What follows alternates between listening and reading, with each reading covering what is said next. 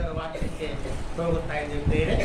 ಈ ವಾರದ ಸಂದೇಶ ಏನಪ್ಪ ಅಂತ ಹೇಳಿದ್ರೆ, ಈ ಭೂಲೋಕದಲ್ಲಿ ನಾವು ದೇವರ ಮಾರ್ಗದಲ್ಲಿ ನಡೀತಿರುವಾಗ ನಮ್ಮ ಜೀವನ ಹೇಗೆ ಸಾಗ್ತದೆ, ಆಧ್ಯಾತ್ಮಿಕವಾದಂಥ ಜೀವನ ಯಾವ ರೀತಿ ಸಾಗ್ತದೆ ಅನ್ನುವಂಥದ್ದನ್ನ ಈ ವಾರದಲ್ಲಿ ಧ್ಯಾನ ಮಾಡ್ತಾ ಇದ್ದೇವೆ. ಈ ಭೂಲೋಕದ ಜನಾಂಗವನ್ನ ಎರಡು ಭಾಗವನ್ನಾಗಿ ದೇವರು ವಿಭಾಗ ಮಾಡ್ತಾರೆ.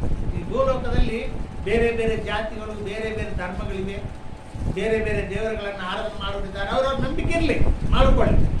ಆದರೆ ಬೈಬಲ್ ಪ್ರಕಾರ ನಾವು ನೋಡುವುದಾದ್ರೆ ಬೇರೆ, ಈ ಭೂಲೋಕದಲ್ಲಿ ಎಲ್ಲ ಜನಾಂಗವನ್ನ ದೇವರು ಎರಡು ಭಾಗ ಮಾಡಿ ತೋರಿಸ್ತಾ ಇದ್ದಾರೆ.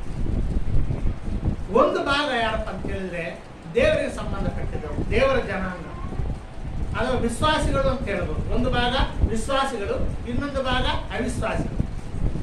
ಒಂದು ಭಾಗ ದೇವರ ರಾಜ್ಯಕ್ಕೆ ಸಂಬಂಧಪಟ್ಟಿದ್ದವರು, ಇನ್ನೊಂದು ಭಾಗ ಸೈತಾನ ರಾಜ್ಯಕ್ಕೆ ಸಂಬಂಧಪಟ್ಟಿದ್ದು. ಈ ರೀತಿ ಎರಡು ಭಾಗ ಮಾಡಿದ್ದಾನೆ ದೇವರು. ಭೂಲೋಕದಲ್ಲಿದ್ದಂತ ಜನಾಂಗವನ್ನ ಎರಡು ಭಾಗ ಮಾಡಿದ್ದಾನೆ. ಆದ್ರೆ ಈ ದೇವರ ಜನಾಂಗ ಅಂತ ನಾವು ಹೇಳ್ಕೊಳ್ತಾ ಇದ್ದೇವೆ, ವಿಶ್ವಾಸಿಗಳು ಅಂತ ನಾವು ಹೇಳುತ್ತಾ ಇದ್ದೇವೆ. ಈ ದೇವರ ಜನಾಂಗದಲ್ಲಿ ಆ ವಿಶ್ವಾಸಿಗಳಲ್ಲಿ ಕೂಡ ಎರಡು ಭಾಗ ಇದ್ದಾರೆ, ಅವರಲ್ಲಿ ಕೂಡ ಎರಡು ಭಾಗ ಇದ್ದಾರೆ. ಯಾರಪ್ಪ ಎರಡು ಭಾಗ ಅಂತ ಹೇಳಿದ್ರೆ, ಆಧ್ಯಾತ್ಮಿಕವಾಗಿ ಬೆಳೆದಿದ್ದವರು, ಆಧ್ಯಾತ್ಮಿಕವಾಗಿ ಬೆಳೆದೇ ಇದ್ದವರು. ಅದು ಈ ವಾರ ನಾವು ಧ್ಯಾನ ಮಾಡ್ತಾ ಇದ್ದೀವಿ. ಆಧ್ಯಾತ್ಮಿಕವಾಗಿ ಬೆಳೆದವರು ಹೇಗಿರ್ತಾರೆ, ಆಧ್ಯಾತ್ಮಿಕವಾಗಿ ಬೆಳೆದೇ ಇದ್ದವ್ರು ಹೇಗಾಗ್ತಾರೆ. ಈ ಆಧ್ಯಾತ್ಮಿಕವಾಗಿ ಯಾರು ಬೆಳೆದಿಲ್ಲವೋ ಅವ್ರು ಮೇಲಿಂದ ಮೇಲೆ ಪಾಪದಲ್ಲಿ ಬೀಳ್ತಾ ಇರ್ತಾರೆ. ಅಷ್ಟು ಮಾತ್ರಕ್ಕೆ ಅವ್ರು ನರಕಕ್ಕೆ ಹೋಗ್ತಾರೆ ಅಂತ ನಾನು ಹೇಳುತ್ತಾ ಇಲ್ಲ, ನರಕಕ್ಕೆ ಹೋಗ್ತಾರೆ ಅಂತ ನಾನು ಹೇಳುತ್ತಾ ಇಲ್ಲ. ಆದ್ರೆ ಪಾಪದಲ್ಲಿ ಬೀಳುತ್ತಿದ್ದಾರೆ. ಅವಾಗ ಪಾಪದಲ್ಲಿ ಬೀಳ್ತಾ ಇರ್ತಾರೆ, ಮತ್ತೆ ಎದ್ದು ನಿಂತುಕೊಳ್ತಾರೆ, ಮತ್ತೆ ಬೀಳ್ತಾರೆ, ಮತ್ತೆ ಎದ್ದು ನಿಂತುಕೊಳ್ತಾರೆ. ಇದು ಆಧ್ಯಾತ್ಮಿಕವಾಗಿ ಬೆಳೆಯದೇ ಇದ್ದಂಥವರ ಪರಿಸ್ಥಿತಿ. ನಮ್ಮ ಮನೆಗಳಲ್ಲಿ ಚಿಕ್ಕ ಚಿಕ್ಕ ಮಕ್ಕಳು ಇರ್ತಾರೆ, 6 ತಿಂಗಳು, 8 ತಿಂಗಳು, 10 ತಿಂಗಳ ಮಕ್ಕಳು ಇರ್ತಾರೆ. ಅವರು ನಡೆಯುವುದನ್ನ ಕಲಿತಾ ಇರ್ತಾರೆ. ಎಷ್ಟು ಬಾರಿ ಬೀಳುತ್ತಾರೋ, ಒಂದು ಬಾರಿ ಅಲ್ಲ, 2 ಬಾರಿ ಅಲ್ಲ, ಎಷ್ಟೋ ಬಾರಿ ಬೀಳುತ್ತಾರೆ. ಬಿಟ್ಟು ಮತ್ತೆ ಟ್ರೈ ಮಾಡ್ತಾರೆ, ಮತ್ತೆ ಎದ್ದು ನಿಂತ್ಕೊಳ್ಳೋಕೆ ಟ್ರೈ ಮಾಡ್ತಾರೆ, ಮತ್ತೆ ನಡಲಿಕ್ಕೆ ಟ್ರೈ ಮಾಡ್ತಾರೆ. ಅದೇ ರೀತಿಯಾಗಿ ಬೇರೆ ದೇವರ ರಾಜ್ಯಕ್ಕೆ ಸಂಬಂಧಪಟ್ಟಿದ್ದವರಲ್ಲಿ, ವಿಶ್ವಾಸಿಗಳಲ್ಲಿ ಎರಡು ಗುಂಪುಗಳಿದ್ದಾರೆ. ಒಂದು ಗುಂಪು ಆಧ್ಯಾತ್ಮಿಕವಾಗಿ ಬೆಳೆದವರು, ಇನ್ನೊಂದು ಗುಂಪು ಆಧ್ಯಾತ್ಮಿಕವಾಗಿ ಬೆಳೆದೇ ಇದ್ದವರು. ಈ ಆಧ್ಯಾತ್ಮಿಕವಾಗಿ ಬೆಳೆದೇ ಇದ್ದವರು ಮೇಲಿಂದ ಮೇಲೆ ಪಾಪದಲ್ಲಿ ಬೀಳ್ತಾ ಇರ್ತಾರೆ. ಅದೇ ನಾವು ಗುರುತಿಸುವುದು. ಆಧ್ಯಾತ್ಮಿಕವಾಗಿ ಬೆಳೆದಿದ್ದವ್ರು ಹೇಗಿರ್ತಾರಪ್ಪ ಅಂತ ಹೇಳಿದ್ರೆ, ಅವ್ರು ಬೀಳ್ತಾ ಇರ್ತಾರೆ, ಬೀಳುದು ಈ ರೀತಿ ಇರ್ತದೆ ಅವ್ರ ಪರಿಸ್ಥಿತಿ. ಅವ್ರು ಆಧ್ಯಾತ್ಮಿಕವಾಗಿ ಬೆಳೀಲಿಲ್ಲ ಅಂತ ಆಗ್ತದೆ. ಅವರಲ್ಲಿ ಬಲಯಂತ್ರಗಳಿರ್ತವೆ. ಯಾರು ಬೆಳೀಲಿಲ್ಲವೋ ಅವರಲ್ಲಿ ಬಲಯಂತ್ರಗಳಿರ್ತವೆ, ಹೊಟ್ಟೆ ಕಿಚ್ಚುಗಳಿರ್ತವೆ, ಜಗಳ ಮಾಡಿರುತ್ತದೆ, ಭೇದಾಭಿಪ್ರಾಯ ಉಂಟು ಮಾಡಿದಿರ್ತದೆ, ಈ ರೀತಿ ಚಾಡಿಗಳನ್ನು ಹೇಳುವುದಿರ್ತದೆ. ಇವರೆಲ್ಲ ದೇವರಾಜ್ಯಕ್ಕೆ ಸಂಬಂಧಪಟ್ಟಿದ್ದವರೇ, ಆದರೆ ಆಧ್ಯಾತ್ಮಿಕವಾಗಿ ಬೆಳೆದೇ ಇದ್ದವರಲ್ಲಿ ಅಂತ ಗುಣಲಕ್ಷಣ ಕಂಡು ಬರ್ತಾರೆ. ಓದ್ತೀರಾ ಬೈಬಲ್ನ ತೋರಿಸ್ತೇನೆ ನಿಮಗೆ. 1ನೇ ಕೊರಿಂಥದವರಿಗೆ ಬರೆದ ಪತ್ರಿಕೆಯಲ್ಲಿ 3ನೇ ಅಧ್ಯಾಯದಲ್ಲಿ ಈ ಮಾತು ಬರುತ್ತೆ. 1ನೇ ಕೊರಿಂಥ 3ನೇ ಅಧ್ಯಾಯ 3ನೇ ವಚನದಿಂದ ಹೋದ್ರೆ,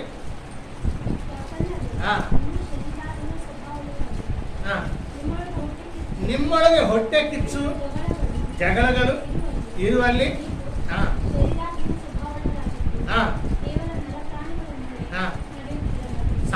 ಇಲ್ಲಿ ಆಧ್ಯಾತ್ಮಿಕವಾಗಿ ಬೆಳೆಯದೇ ಇದ್ದಂಥವ್ರ ಬಗ್ಗೆ ಬರ್ತಾ ಇದ್ದಾರೆ ಅವರು. ನಿಮ್ಮಲ್ಲಿ ಹೊಟ್ಟೆ ಕಿಚ್ಚುಗಳಿವೆ, ಜಗಳಗಳಿವೆ, ಚಾಡಿಗಳನ್ನು ಹೇಳುವುದಿದೆ, ಭೇದಾಭಿಪ್ರಾಯಗಳನ್ನು ಮಾಡಿಕೊಂಡು ನೀವು ಆ ರೀತಿ ಗುಂಪು ಮಾಡ್ಕೊಳ್ತಾ ಇದ್ದೀರಿ. ಅದಕ್ಕಾಗಿ ನೀವು ಶರೀರಾಧೀನ ಸ್ವಭಾವವುಳ್ಳವರು, ಅಂದ್ರೆ ಆಧ್ಯಾತ್ಮಿಕವಾಗಿ ಬೆಳೆಯದೇ ಇದ್ದವರು ಅಂತ ಪೌಲನವರಿಗೆ ಹೇಳುತ್ತಿದ್ದಾರೆ. ಅದಕ್ಕಾಗಿ ಈ ದೇವರ ಜನಾಂಗದಲ್ಲಿ ಎರಡು ಗುಂಪುಗಳು, ಪ್ರಾಮುಖ್ಯವಾಗಿ ಎರಡು ಗುಂಪು ನಾವು ನೋಡ್ತಾ ಇದ್ದೇವೆ. ಆ ಎರಡು ಗುಂಪುಗಳಲ್ಲಿ ಒಂದು ಗುಂಪು ಆಧ್ಯಾತ್ಮಿಕವಾಗಿ ಬೆಳೆಯದೇ ಇದ್ದವರು, ಇನ್ನೊಂದು ಗುಂಪು ಆಧ್ಯಾತ್ಮಿಕವಾಗಿ ಬೆಳೆಯುವರು. ಸರಿ ಪ್ರಿಯರೇ, ಇವಾಗ ನಾವು ಧ್ಯಾನ ಮಾಡೋದು ಏನಪ್ಪ ಅಂತ ಹೇಳಿದ್ರೆ, ಆಧ್ಯಾತ್ಮಿಕವಾಗಿ ಬೆಳೆದವರು ಅವ್ರು ಯಾವ ರೀತಿ ಇರ್ತಾರಪ್ಪ ಅಂತ ಹೇಳಿದ್ರೆ, ಅವ್ರು ಯಾರು ಕೂಡ ಜಗಳವನ್ನು ಮಾಡೋದಿಲ್ಲ, ಯಾರ ಮೇಲೆ ಚಾಡಿ ಹೇಳೋದಿಲ್ಲ, ಯಾವುದೇ ಭೇದಾಭಿಪ್ರಾಯ ಮಾಡೋದಿಲ್ಲ. ಏನಾದರೂ ಬೈದ್ರು ಕೂಡ ಬಯಸ್ಕೊಂಡು ಹೋಗ್ತಾರೆ, ಯಾರಾದ್ರೂ ಬೈದ್ರು ಕೂಡ ಸಹಿಸ್ಕೊಂಡು ಹೋಗ್ತಾರೆ, ಯಾರ ಮೇಲೆ ಕಂಪ್ಲೇಂಟ್ ಮಾಡೋದಿಲ್ಲ, ಸಹಿಸ್ಕೊಂಡು ಹೋಗ್ತಾ ಇರ್ತಾರೆ. ಈ ರೀತಿ ಆಧ್ಯಾತ್ಮಿಕವಾಗಿ ಬೆಳೆದವರು ಆ ರೀತಿ ಇರ್ತಾರೆ. ಅವ್ರು ರೋಷ ಇರ್ದಲ್ಲ ಅಂತಲ್ಲ, ಅವ್ರು ಕಂಟ್ರೋಲ್ ಮಾಡ್ಕೊಳ್ತಾರೆ. ಕೋಪ ಬರ್ದಲ್ಲ ಅಂತಲ್ಲ, ಅವ್ರು ಕಂಟ್ರೋಲ್ ಮಾಡ್ಕೊಳ್ತಾರೆ. ಆಧ್ಯಾತ್ಮಿಕವಾಗಿ ಬೆಳೆದಿದ್ದವರು ಅದನ್ನು ಕಂಟ್ರೋಲ್ ಮಾಡ್ಕೊಳ್ತಾರೆ. ಯಾರಾದ್ರೂ ನಮಗೆ ಮೋಸ ಮಾಡಿದ್ದಾರೆ, ಯಾಕೆ ಮೋಸ ಮಾಡಿದೆ ಅಂತೇಳಿ ಹೋಗಿ ಜಗಳ ಮಾಡೋದಿಲ್ಲ, ಹೋಗಿ ದೇವ್ರ ಮುಂದೆ ಹೇಳ್ತಾರೆ, ದೇವರೇ ನಮಗೆ ಮೋಸ ಮಾಡಿದ್ದಾರೆ, ಸಹಿಸ್ಕೊಳ್ತಾರೆ. ಅದಕ್ಕಾಗಿ ಆಧ್ಯಾತ್ಮಿಕವಾಗಿ ಯಾರ್ಯಾರು ಬೆಳೆದಿರ್ತಾರೋ ಅವ್ರು ಸಹಿಸ್ಕೊಳ್ತಾರೆ, ದೀರ್ಘಶಾಂತದಿಂದ ಅವ್ರಿಗೆ ಪ್ರಾರ್ಥನೆ ಮಾಡ್ತಾರೆ. ಯಾರು ಅನ್ಯಾಯ ಮಾಡಿದ್ದಾರೋ, ಯಾರು ಮೋಸ ಮಾಡಿದ್ದಾರೋ ಅವ್ರಿಗೋಸ್ಕರ ಪ್ರಾರ್ಥನೆ ಮಾಡುತ್ತಾರೆ.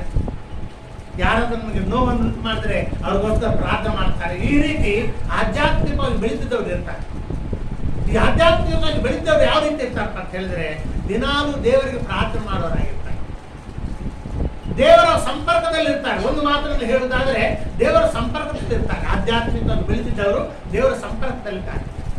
ಆಧ್ಯಾತ್ಮಿಕವಾಗಿ ಬೆಳೀತಾ ಇದ್ದವರು ಅವರು ಪಾಪದಲ್ಲಿ ಬೀಳುದು ಮತ್ತೆ ಹೇಳುದು, ಬೀಳುದು ಮತ್ತೆ ಹೇಳುದು, ಈ ರೀತಿ ಅವರ ಜೀವನ ಸಾಗಿ ಹೋಗ್ತಾರೆ. ಈ ಲೂಕನು ಬರೆದಿರುವ ಸುವಾರ್ತೆಯಲ್ಲಿ 15ನೇ ಅಧ್ಯಾಯದಲ್ಲಿ ಈಗ ನಾವು ಓದಿಕೊಂಡಿರುವಂತಹ ವಾಕ್ಯ ಭಾಗ ಅದೇ. ಭೂಲೋಕದಲ್ಲಿ 2 ರೀತಿಯ ಗುಂಪುಗಳಿದ್ದಾವೆ. ಆ 2 ರೀತಿಯ ಗುಂಪುಗಳ ವಿಶ್ವಾಸಗಳನ್ನ ಇಲ್ಲಿ ಪವಿತ್ರಾತ್ಮ ದೇವರು ನಮಗೆ ವರ್ಣಿಸುತ್ತಾ ಇದ್ದಾರೆ. ನನ್ನ ಜೀವಮಾನದಲ್ಲಿ ನಾನು ಎಷ್ಟೋ ಪ್ರಸಂಗಗಳನ್ನು ಮಾಡಿದ್ದೇನೆ, ಸಾವಿರಾರು ಪ್ರಸಂಗಗಳನ್ನ ಮಾಡಿದ್ದೇನೆ. ಮೊಟ್ಟ ಮೊದಲನೇ ಪ್ರಸಂಗ ಇದೆ. ಮೊಟ್ಟ ಮೊದಲನೇ ಸಾರಿ ನಾನು ಬೋಧನೆ ಮಾಡಿದಂಥ ಒಂದು ಪ್ರಸಂಗ ಉಪದೇಶ ಇದೆ. ಆವಾಗ ನನಗೆ 13 ವರ್ಷ ಆಯ್ತು, 12-13 ವರ್ಷ. ನಾನು ಬೋರ್ಡಿಂಗ್ನಲ್ಲಿ ಓದ್ತಾ ಇದ್ದೆ, ಕ್ರಿಶ್ಚಿಯನ್ ಸ್ಕೂಲಲ್ಲಿ ನಾನು ಓದಿದ್ದೆ. ಹಾಸ್ಟೆಲ್ ಕೂಡ ಅಲ್ಲೇ, ನಮಗೆಲ್ಲ ಹಾಸ್ಟೆಲಲ್ಲೇ, ಸ್ಕೂಲ್ನೂ ಅಲ್ಲೇ. ಪ್ರತಿದಿನ ಬೆಳಗ್ಗೆ ಎದ್ದು ಪ್ರಾರ್ಥನೆ ಮಾಡಲೇಬೇಕು.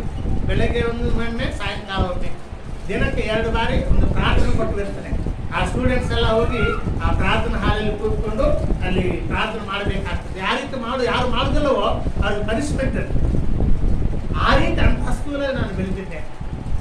ಮತ್ತು ಈ ವಾಕ್ಯೋಪದೇಶ ಮಾಡುವಂಥ ಅವಕಾಶ ಗೊತ್ತಪ್ಪ ಅಂತ ಹೇಳಿದ್ರೆ, ಆ ಸ್ಟೂಡೆಂಟ್ ಆಗಿದ್ದಾಗ ಸುಮಾರು 700 ಮಂದಿ ಸ್ಟೂಡೆಂಟ್ಸ್ ಅವರೆಲ್ಲರ ಮುಂದೆ ನಿಂತ್ಕೊಂಡು ವಾಕ್ಯೋಪದೇಶ ಮಾಡಬೇಕಂತ ಕಲಿಸ್ತಾರೆ.